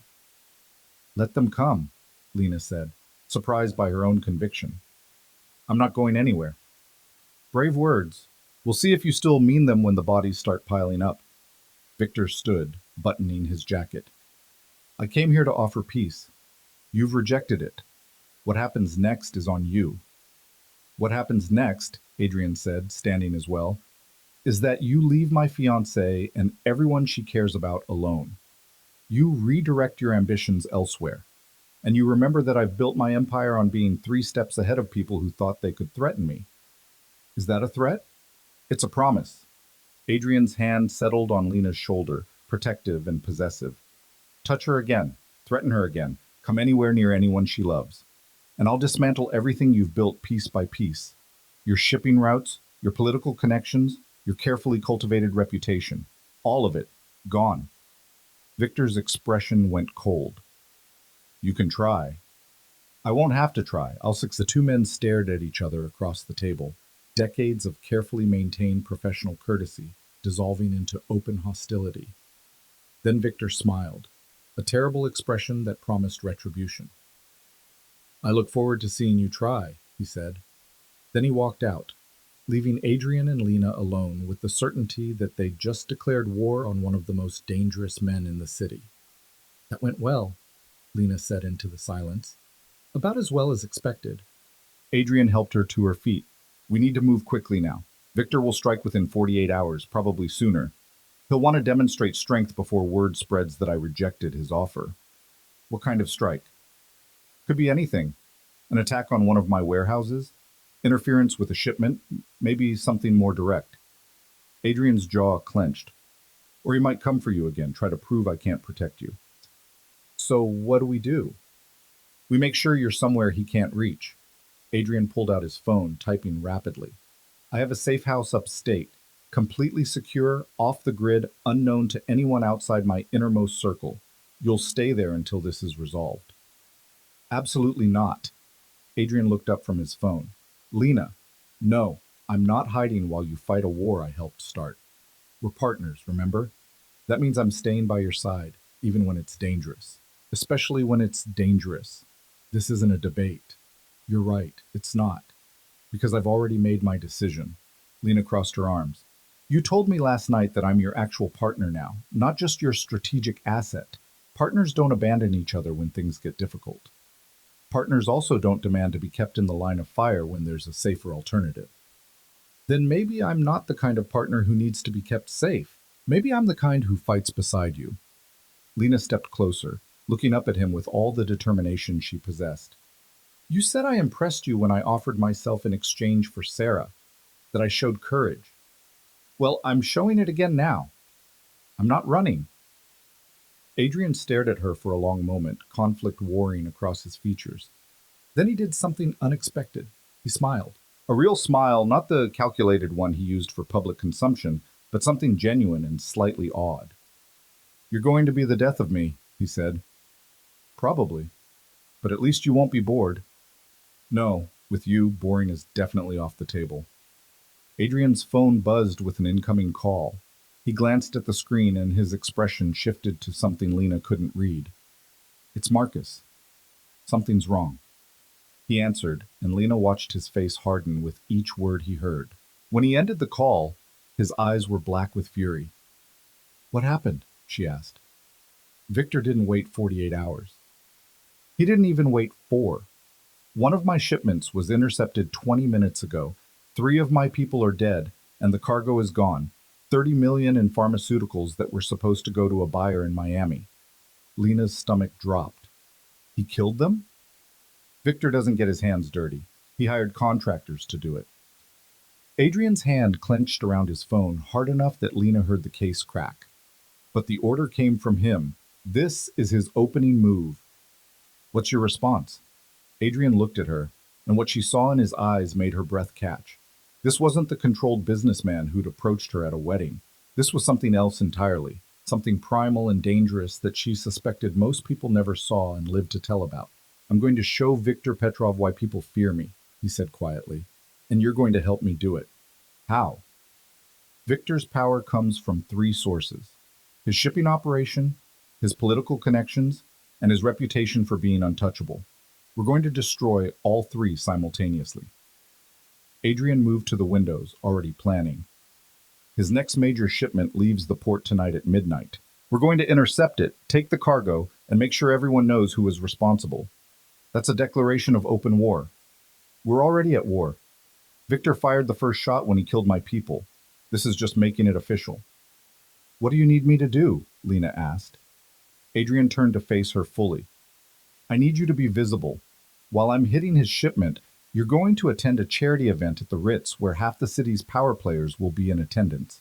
You're going to smile and socialize and make sure everyone sees that you're not afraid, that you're not hiding, that you're exactly where you belong, at my side even when I'm not physically present. You want me to be bait. I want you to be a message, that we're not intimidated, not backing down, not vulnerable to his threats. Adrian moved closer, his hands framing her face. But yes, there's an element of risk. Victor might try something at the event. That's why you'll have a full security detail, and Marcus will be with you personally. While you're doing what exactly? Leading the team that intercepts his shipment. It needs to be precise, clean, and unmistakably my operation. Victor needs to know I didn't just defend. I struck back harder than he hit me. Lena processed this, her mind racing through the implications. Adrian was asking her to be the public face of their partnership while he engaged in what amounted to organized crime, to stand in a ballroom full of the city's elite while he committed what could technically be called piracy, to trust that his security could keep her safe while he was miles away doing something that could get him killed. Okay, she said. Okay. I'll go to the charity event. I'll be your message. I'll show everyone that we're not afraid. Lena met his eyes. But Adrian, you come back. Whatever you have to do tonight, however dangerous it gets, you come back to me. Something flickered in his expression. Surprise, maybe, or something deeper. I always come back. Promise me. Lena, promise me, she repeated more forcefully. Because I just chose this. I chose you, and I'm not interested in being a widow before I'm even actually a wife. Adrian pulled her against him, his arms wrapping around her with crushing force. I promise. I'll come back. Holding each other in the middle of the private room while the city sprawled beneath them and war loomed on the horizon. Then Adrian's phone buzzed again. Marcus, coordinating the night's operations, and the moment shattered into logistics and strategy and preparation for what came next. The hours before the charity event passed in a blur of briefings and wardrobe changes and security protocols. Victoria appeared with another stunning gown, this one black and severe, armored in elegance. Marcus walked Lena through exit routes and panic signals and worst-case scenarios with the kind of clinical precision that should have been terrifying but was somehow reassuring. Adrian disappeared into his office for most of the afternoon, coordinating with his people, planning the intercept with military precision. Lena caught glimpses of him through the open door, on the phone speaking rapid Russian, studying shipping manifests, checking weapons with the casual familiarity of someone who'd done this 1,000 times before. It should have frightened her, seeing this side of him. The criminal, the violent enforcer, the man who commanded loyalty through fear and capability in equal measure. Instead, Lena found herself oddly calm. This was who Adrian Volkov actually was beneath the expensive suits and calculated charm. Someone who built empires in shadows and protected what was his with ruthless efficiency. And somehow, impossibly, she'd become part of what was his. By 7 that evening, Lena stood in front of the mirror in a dress that cost more than her previous year's salary, diamonds at her throat and wrists that represented wealth she couldn't quite comprehend, makeup applied by professionals who understood the art of making someone look powerful rather than merely pretty. Perfect, Victoria said, assessing her work. I don't feel dangerous, Lena admitted. Then fake it. That's half the battle in this life, projecting confidence until it becomes real. Victoria's expression softened fractionally. He chose well, you know. Adrian, most women would have run by now. The fact that you're still here, still fighting, that says something. What does it say? That maybe he finally found someone worth the complications. Victoria gathered her supplies. Marcus will be here in 20 minutes. Remember, you're not afraid, you're not hiding, and you're exactly where you belong. Make them believe it. Adrian appeared as Victoria left, dressed in all black tactical gear that transformed him from businessman to something out of a military operation. He stopped when he saw Lena, his eyes tracking over her with an intensity that made heat flood her chest. You look, he started. If you say acceptable again, I'm taking off these ridiculous heels and hitting you with them, Lena warned. A genuine smile curved his lips. I was going to say devastating. In the literal sense, you're going to devastate every person at that event. Flattery doesn't suit you. It's not flattery, it's tactical assessment. He crossed to her, his hand settling at her waist with familiar possessiveness. You're my message tonight, remember? And the message is that I chose someone extraordinary. Even though you originally chose me because I was convenient and available, I chose you because you were brave enough to say yes when every instinct should have told you to run. Everything after that has been you proving I made the right choice. His thumb brushed across her lower lip. Be safe tonight. Trust Marcus. And if anything feels wrong, I know. Get out, signal for extraction. Don't try to be a hero. Lena placed her hand over his heart. You be safe too. I meant what I said earlier. You come back to me. I will. Adrian leaned down to kiss her, and for a moment the tactical gear and evening gown and looming violence all disappeared. There was only this, the heat of his mouth, the certainty of his arms around her, the terrifying knowledge that what had started as performance had become something neither of them could control. When they broke apart, Adrian rested his forehead against hers. When this is over, when Victor is handled and we're not dodging assassination attempts, we need to talk about what this actually is. This being? Us. Whatever we've become. His hand cradled the back of her head. Because I don't think either of us planned for real, Lena. But that's what this is. Messy and complicated and probably doomed, but real. I know, Lena whispered. I've known since the warehouse. Maybe before. Then we'll figure it out. Together. Adrian stepped back, his expression shifting back into the cold calculation required for what came next. Marcus is waiting. Go be magnificent.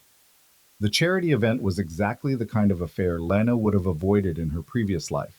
A ballroom full of the city's wealthiest and most powerful, all of them dressed in designer labels and false smiles. But she wasn't the invisible girl in a cheap dress anymore. She was Adrian Volkov's fiancée, arriving with a security detail that parted crowds, wearing diamonds that caught every light, projecting the kind of confidence that came from knowing exactly who she was and refusing to apologize for it. Marcus stayed close, but not obtrusively so, always within her line of sight, but allowing her space to navigate the social waters on her own. People approached with the same calculated interest she'd encountered at the museum gala. Politicians wanting to curry favor with Adrian through her, businessmen hoping for introductions, society women trying to determine if she was threat or ally. Lena handled each interaction with the poise Victoria had drilled into her, deflecting probing questions with practiced ease, projecting warmth without revealing anything of substance. She was Adrian's partner, his choice, his equal. And if some of that was still performance, well, she was learning that the best lies were built on foundations of truth. She was 2 hours into the event, beginning to think the night would pass without incident, when her phone buzzed with a text from an unknown number. Against every instinct screaming at her to ignore it, Lena glanced at the screen. The message was simple. Roof. Now. Come alone, or people die. Lena's blood ran cold. This was exactly what Adrian had warned about. Victor making a move when she was separated from Adrian's direct protection. The smart thing would be to show the text to Marcus, to follow protocol, to trust the security Adrian had arranged. But the message had said people die if she didn't come alone. And Lena had already learned that Viktor Petrov didn't make empty threats. She made a decision that was either incredibly brave or catastrophically stupid. Slipping away from the ballroom during a moment when Marcus was scanning the crowd, Lena found the service stairs and climbed toward the roof access. Each step echoed in the concrete stairwell. Each floor she passed another chance to turn back, to choose safety over whatever waited above. The roof access door was unlocked. Lena pushed through into cold night air and city lights and found Elena Petrov waiting with 2 armed men flanking her. "There you are," Elena said, her smile vicious. "I was beginning to think you were smarter than you looked." "What do you want?" Lena demanded, acutely aware that she was outnumbered, outgunned, and completely alone. "The same thing I've always wanted. For you to disappear so I can have what should have been mine." Elena pulled a gun from her clutch with practiced ease. "My father is too cautious. He wants to break Adrian through business, through strategy, through all the civilized, but I know better. The fastest way to destroy Adrian Volkov is to take away what he loves." "He doesn't love me. This is still just strategy. Don't insult my intelligence. I saw you two at the museum. I heard what you said in that warehouse. This stopped being strategy the moment you chose to care about each other." Elena's finger moved to the trigger. "So, here's what's going to happen. You're going to jump off this roof. Tragic suicide. Fiancé couldn't handle the pressure of Adrian's world. My men will make sure it looks convincing. Adrian will know you did this. Maybe. Probably. But by the time he figures it out, you'll already be dead. And without you, his weakness, his vulnerability, his heart, he'll go back to being the cold, calculating businessman I could have worked with." Elena stepped closer. "So what's it going to be, Lena? Jump, or I shoot you and my men throw your body over anyway?" Lena's mind raced, searching for options. She could scream, but would anyone hear over the party noise below? She could run, but Elena's men would catch her before she reached the door. Suicide. Then her phone buzzed in her clutch. Elena's eyes flicked to it with annoyance. "Throw it over," Elena commanded. "Now." But Lena had already seen the preview of the message on her screen. It was from Adrian, and it said simply, "Duck." Lena dropped to the ground without hesitation, and the roof exploded into chaos. Gunshots cracked through the night air, but they weren't aimed at Lena. Adrian's security team had materialized from the shadows. 3 on the adjacent building with rifles, 2 more bursting through the roof access door behind Elena. The tactical precision was breathtaking and terrifying in equal measure. Elena's men went down before they could even raise their weapons, neutralized with shots that were calculated not to kill, but to incapacitate. Elena herself spun toward the door, gun still in hand, but froze when she found herself facing Marcus, with his weapon trained directly at her chest. "Drop it," Marcus said, his voice flat and final. "Now." A desperate last attempt to finish what she'd started. Then her fingers opened and the gun clattered to the rooftop concrete. Smart choice, Marcus said. He gestured to one of his team. Secure her. Lena was still on the ground, heart hammering so hard she could feel it in her throat, when hands gripped her shoulders. She flinched before recognizing Adrian's touch. His voice rough. Are you hurt? He was already checking her over with clinical efficiency, looking for injuries she didn't have. Lena, answer me. Are you hurt? No, she managed. I'm fine. How did you? Later. Just he'd almost lost. You left the ballroom. You came up here alone. What were you thinking? You said people would die if I didn't come alone. So you believed her? Adrian pulled back enough to look at her, and his eyes were black with fury and residual fear. You believe the woman who's been trying to kill you, and you came up here without backup? I didn't have time to think it through? That's the problem. You didn't think. His hands tightened on her shoulders, not quite painful, but firm enough to make his point. You could have died, Lena. If we'd been 30 seconds later, if Marcus hadn't noticed you were gone when he did, if I hadn't already had people positioned on the adjacent buildings. But you did, Lena interrupted. You had people positioned. You were prepared for this. I'm always prepared for worst-case scenarios. That doesn't mean I want to experience them. Adrian's forehead pressed against hers, his breathing still unsteady. Don't ever do that again. Don't ever choose to walk into danger alone when you have people willing to fight beside you. I was trying to protect the people at the party, and I'm trying to protect you. Let me.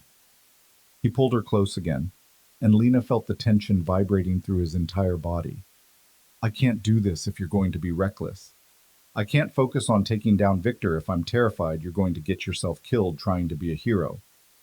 Then maybe we take him down together, Lena said against his chest. No more separating, no more one of us being bait while the other executes the plan. Partners, remember?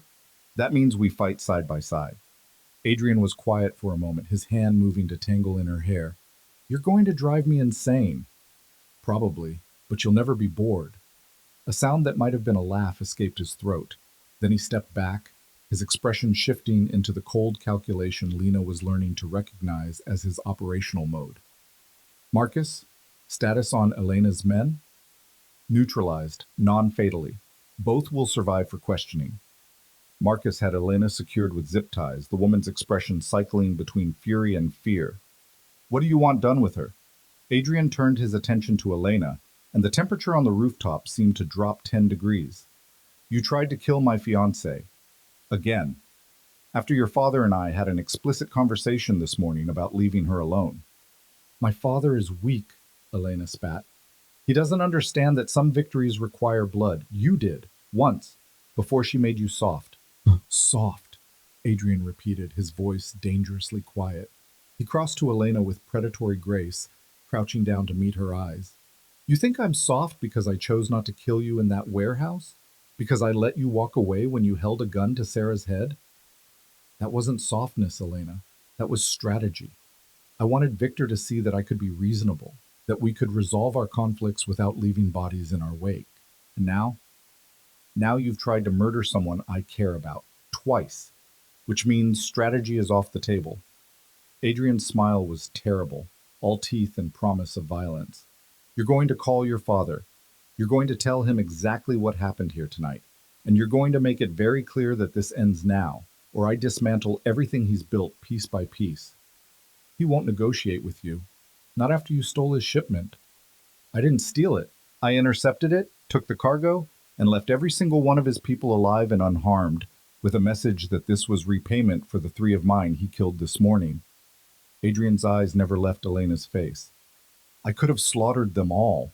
I could have sent their bodies back to Victor in pieces.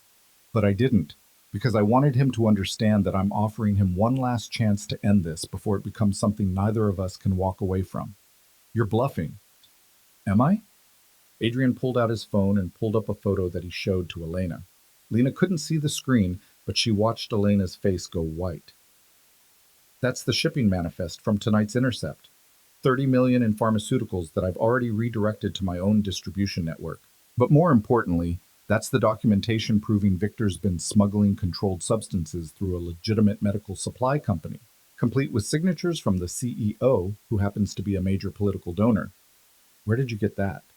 I've had someone inside your father's organization for 6 months, planted specifically in case I ever needed leverage. Adrian's expression was merciless. One anonymous tip to the DEA with this documentation, and Victor's legitimate businesses collapse. His political connections disappear overnight. Every alliance he's built over decades dissolves because no one wants to be associated with someone under federal investigation. Elena's defiance crumbled into something approaching panic. You wouldn't. The investigation would touch everyone, including you. I'm very good at insulating myself from investigations. Your father isn't quite as careful. Adrian stood, pocketing his phone. So here's what happens next. You call Victor. You tell him I have evidence that will destroy him. You tell him about tonight, about how you tried to kill Lena and failed because I'm always 3 steps ahead. And you tell him that he has 24 hours to agree to a ceasefire before I burn his entire empire to the ground.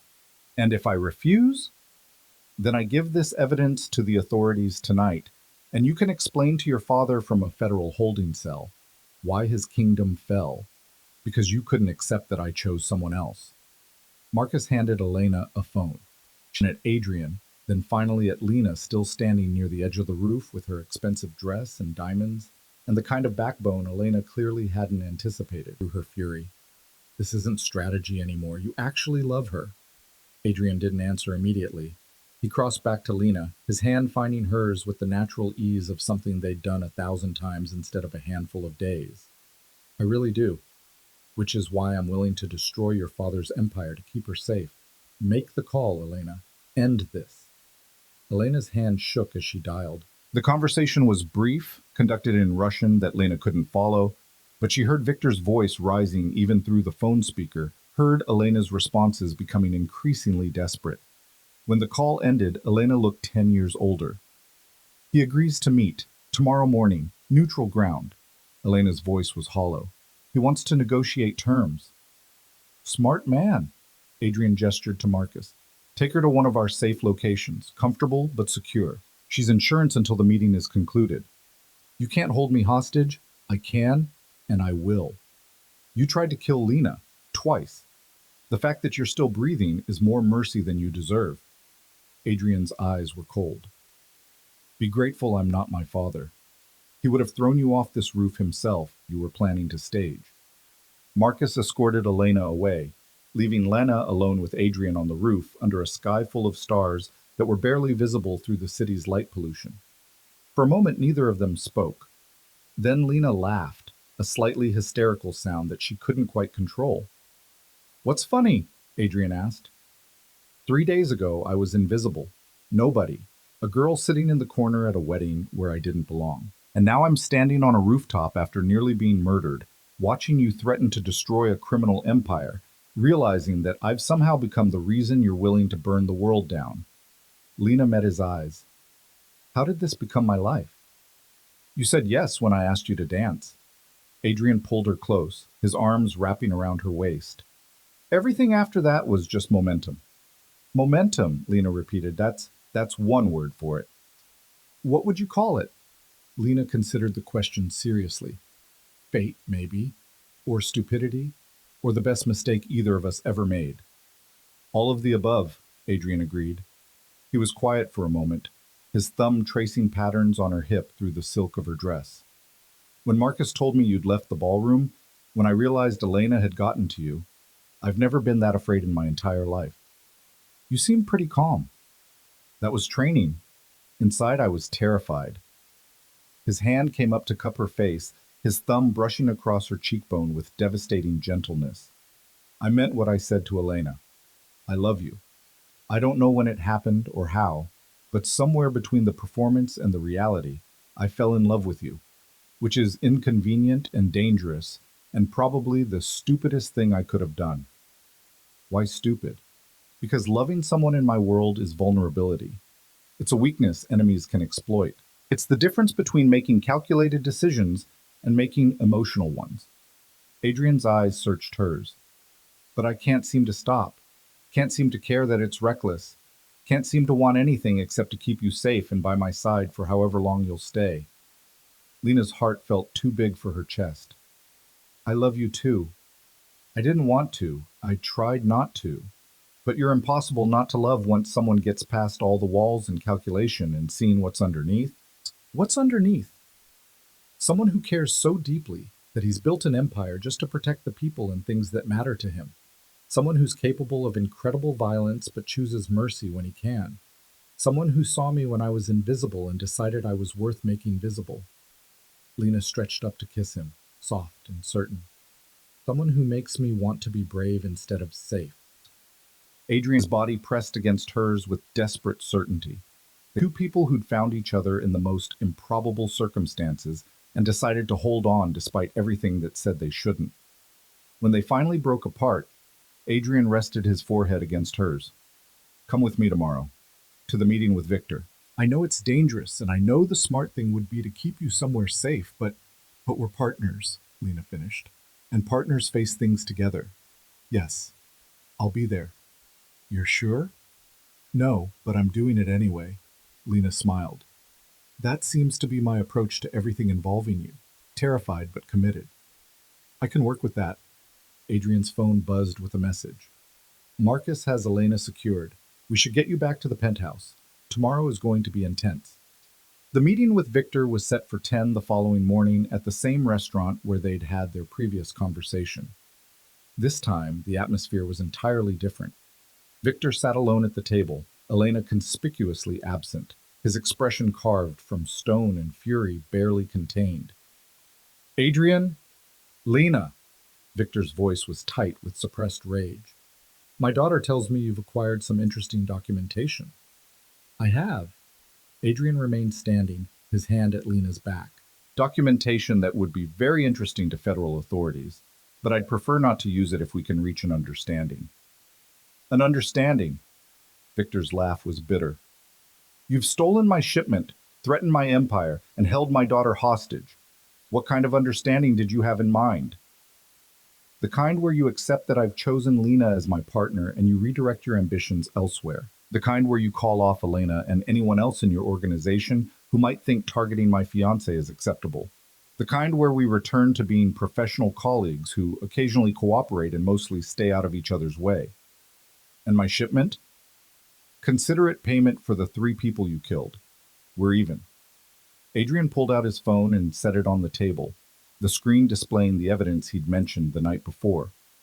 This documentation disappears. My inside source in your organization withdraws quietly. Elena is released unharmed, and we all pretend the past week never happened. Victor stared at the phone for a long moment. And if I refuse, then I send this to the DEA, the FBI, and every journalist who's been trying to expose your operation for years. Your legitimate businesses collapse. Your political allies distance themselves. Your reputation as someone untouchable evaporates overnight. Adrian's expression was merciless. I don't want to destroy you, Victor, but I will if you force my hand. Because of her. Victor's eyes shifted to Lena. You're willing to burn decades of professional courtesy for a woman you've known less than a week. Yes, Adrian said simply, because she's not just any woman. She's the woman I'm going to marry. The woman who'll stand beside me building something better than the empires we've both created in shadows. And I protect what's mine. Victor was silent for a long moment, calculation warring with pride across his features. Then he did something unexpected. He smiled. Not the pleasant, fake smile Lena had seen before, but something genuine and almost respectful. You've changed, Victor said. The old Adrian would have already pulled the trigger on this threat, would have destroyed me just to demonstrate capability. But you're offering me a way out, a way to save face and maintain my operation. That's growth. A weakness, Adrian replied. Depending on your perspective. No, it's wisdom.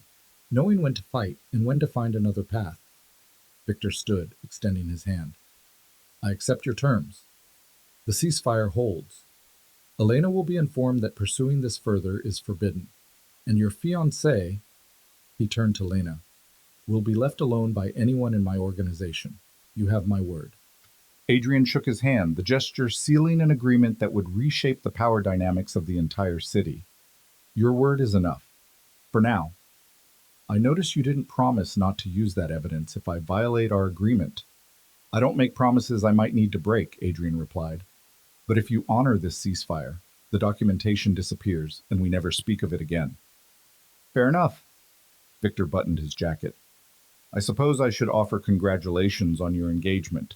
Though I suspect congratulations are unnecessary, you two have already determined you're keeping each other regardless of what anyone else thinks. You're right, Lena said, speaking for the first time since they'd entered the restaurant. We have. Victor studied her for a moment, then shook his head. Elena was wrong about you. You're not some naive girl who got caught up in circumstances beyond her control. You're exactly as dangerous as Adrian, just in different ways. I learned from the best, Lena replied, echoing what she'd said to Adrian days earlier. Indeed, you did. Victor moved toward the exit, then paused. A word of advice, my dear. Adrian's world is complicated and often violent, but I suspect you already knew that when you said yes to his proposal. The question is whether you're prepared for what comes next, not just the external threats, but the internal ones. Power changes people. Make sure you both remember who you were before it started changing you. Then he was gone, leaving Adrian and Lena alone in the private room with the weight of what... Is it really over? Lena asked. With Victor? Yes. He's pragmatic enough to know when to cut his losses. Adrian pulled her into his arms. With everyone else who might see you as my weakness, that's an ongoing concern we'll have to manage. Together. Together? Adrian agreed. He was quiet for a moment, his hand moving to play with the engagement ring he'd given her days ago. This thing between us, it started as strategy, but I want it to be real, all of it. Not just the feelings, but the commitment, the partnership, the building something together. Are you asking me to actually marry you? I'm asking if you'd consider turning a fake engagement into a real one, eventually, when we're both ready and not dodging assassination attempts. Adrian's smile was self-deprecating. I know it's insane. We've known each other less than a week. You've seen the absolute worst parts of my world and the violence I'm capable of. Any rational person would run. Good thing I stopped being rational the moment I said yes to dancing with you. Lena stretched up to kiss him, soft and certain. Yes, eventually. When we're ready, I'll marry you for real. You're sure? No, but I haven't been sure of anything since I met you, and that hasn't stopped me yet. Lena pulled back enough to meet his eyes. I love you, Adrian Volkov. The real you, not the performance. The man who's capable of incredible violence but chooses mercy when he can. The man who saw something worth choosing in an invisible girl at a corner table. The man who's willing to burn empires to protect the people he loves. More than I thought I was capable of loving anyone. They left the restaurant hand in hand, walking out into sunshine and the beginning of something neither had planned for, but both were willing to fight to keep. Marcus and the security team formed their usual protective corridor, but the threat level had dropped from critical to manageable. Victor's agreement held weight in their world, and word would spread quickly that Lena Rivera was off limits. The next few weeks passed in a strange combination of normalcy and adjustment.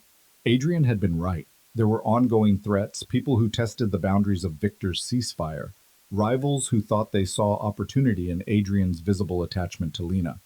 But they faced each challenge together, learning to read each other's signals, developing the kind of partnership that only came from shared danger and absolute trust. Lena moved fully into the penthouse, her few remaining possessions from her old life integrated into Adrian's space until it became their space. She discovered that loving Adrian Volkov meant accepting the complexity of his world, the late-night phone calls about shipments and territories, the security protocols that governed their daily lives, the careful dance of maintaining power while trying to build something better.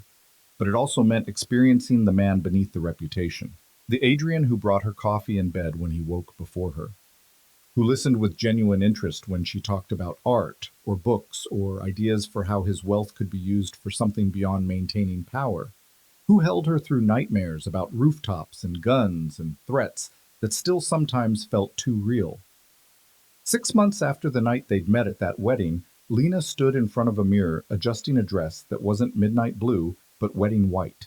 Sarah stood beside her, fully recovered from her brief kidnapping and cautiously accepting of Lena's new life, though she still occasionally muttered about her best friend having terrible taste in men. You're really doing this, Sarah said, not quite a question. I really am. Lena turned to face her friend. I know you think I'm insane. I think you're the bravest person I know, or the most reckless, possibly both. Sarah's expression softened. But I've also seen the way he looks at you, the way you look at him. And I've never seen you this happy, even when things are complicated and dangerous.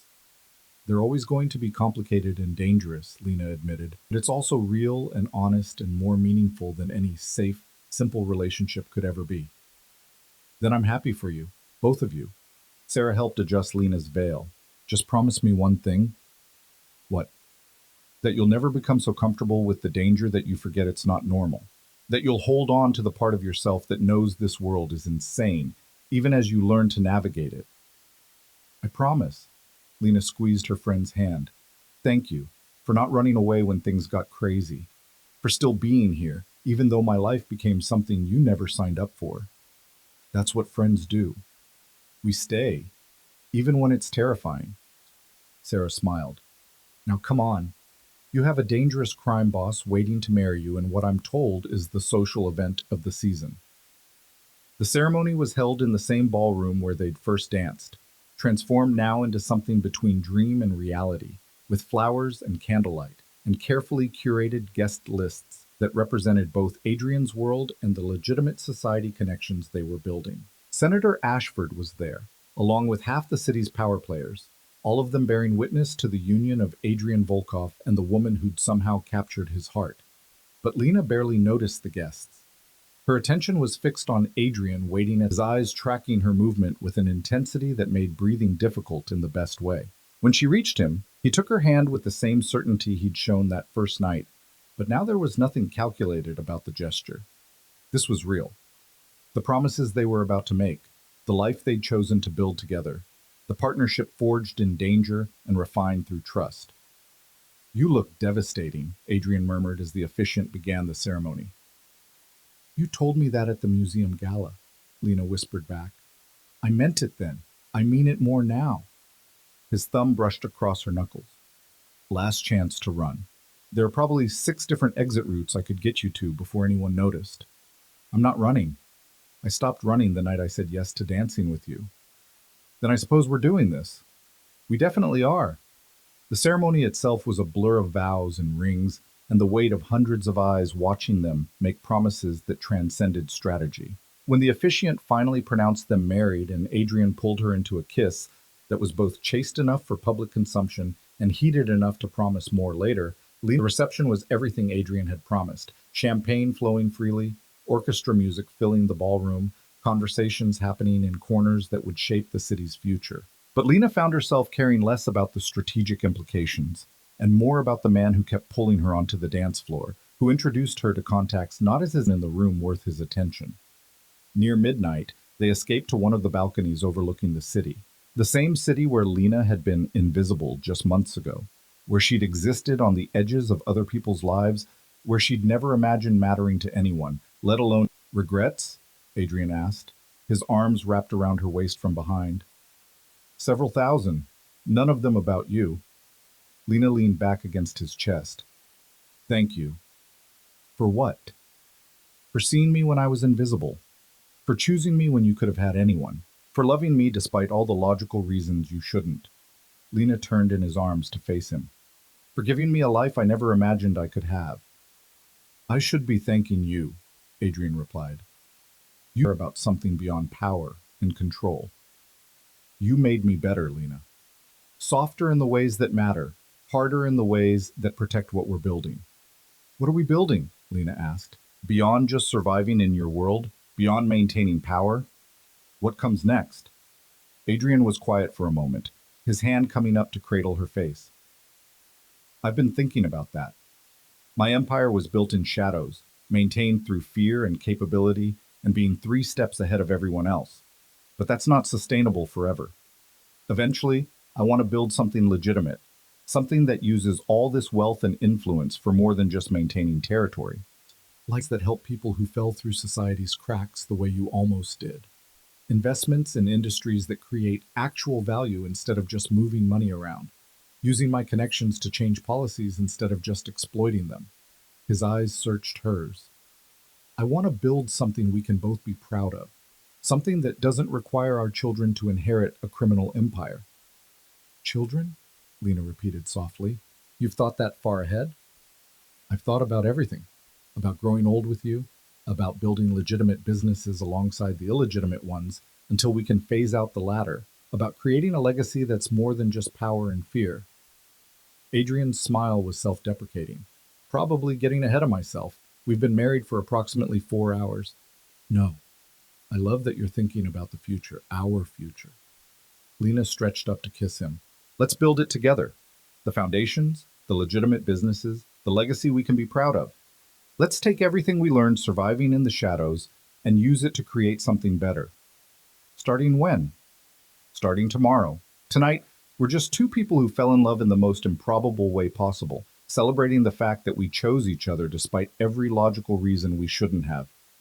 Lena's hand found his over her heart. Tomorrow, we start changing the world. Tonight, we just exist in this moment. On the balcony overlooking the city that had brought them together, two people who'd started as strategy and become something infinitely more complicated and real. Below them, the reception continued, their guests unaware that the couple they'd come to celebrate was already planning to reshape the entire landscape of power and influence in ways none of them could anticipate. 6 months later, Lena stood in a different ballroom at a different event, this one celebrating the launch of the Volkov Foundation, an organization dedicated to helping young people who'd fallen through society's cracks, former foster youth, kids aging out of the system, anyone who'd been invisible and overlooked the way Lena once had. The foundation had Adrian's money behind it and Lena's vision guiding it, and together they were creating pathways for people society had written off. Sarah was there, having taken a position as the foundation's director of outreach. Her initial skepticism about Adrian transformed into grudging respect as she watched him funnel millions into programs that actually helped people. Viktor Petrov had even made a donation, his pragmatism recognizing that supporting the Volkovs' legitimate ventures was good business and better politics. You've come a long way from that corner table, Sarah said, watching Lena work the room with the same confidence she'd once had to fake. Look at you now, powerful, respected, changing lives. We've come a long way, Lena corrected. None of this happens without you believing in it, without you taking a chance on working with us despite everything that happened. Yeah, well, someone has to keep you grounded. Mayor's expression softened. Though I don't think you could forget if you tried. That's why this foundation works. Because you remember. Lena did remember. She remembered being overlooked and dismissed and sitting in corners at events where she didn't belong. She remembered the moment Adrian had crossed that ballroom and seen something worth choosing in her defiance and fear. She remembered saying yes to a dance that became a fake engagement, that became real love, that became a partnership built on trust and shared danger and absolute certainty.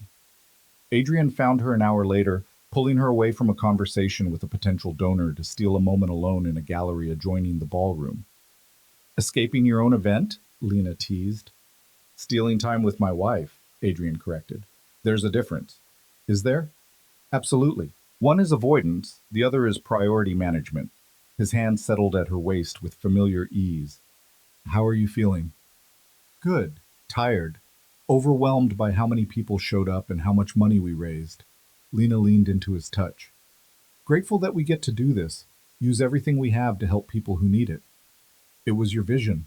I just provided the capital and connections.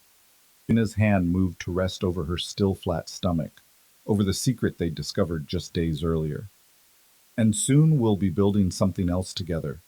Adrian's eyes widened with understanding, his hand covering hers with a gentleness that still surprised her after months of marriage. You're sure? The doctor confirmed it yesterday. I wanted to wait until tonight to tell you, until we'd celebrated this thing we built. Lena smiled. Surprise. You're going to be a father. For a moment, Adrian just stared at her with an expression Lena couldn't quite read. Then he pulled her into his arms with crushing force, his face buried in her neck, his breath unsteady against her skin. I love you, he said, the words muffled but fierce. I love you so much it terrifies me. And now we're bringing someone else into this complicated, dangerous, beautiful life we've built. Are you afraid? Lena asked. Terrified, but also, Adrian pulled back to meet her eyes, and what she saw there made her breath catch. also more certain than ever that we're building something worth protecting, something worth fighting for, something that matters beyond power and influence and all the things I used to think defined success. What defines it now? This, you, the family we're creating, the foundation that's changing lives, the legitimate businesses we're building alongside phasing out the criminal ones. Adrian's hand moved to cup her face. A legacy built on more than fear and capability, built on love and partnership and choosing to be better than we were. Lena kissed him then, soft and certain, in a gallery adjacent to a ballroom full of people celebrating the foundation they'd created together. Outside, the city sprawled beneath them, the same city where they'd met, where danger and strategy had brought them together, where performance had become truth and fake had become real. They'd started as a lie, a calculated move at a wedding, a dangerous man, and an invisible girl playing roles that were supposed to be temporary.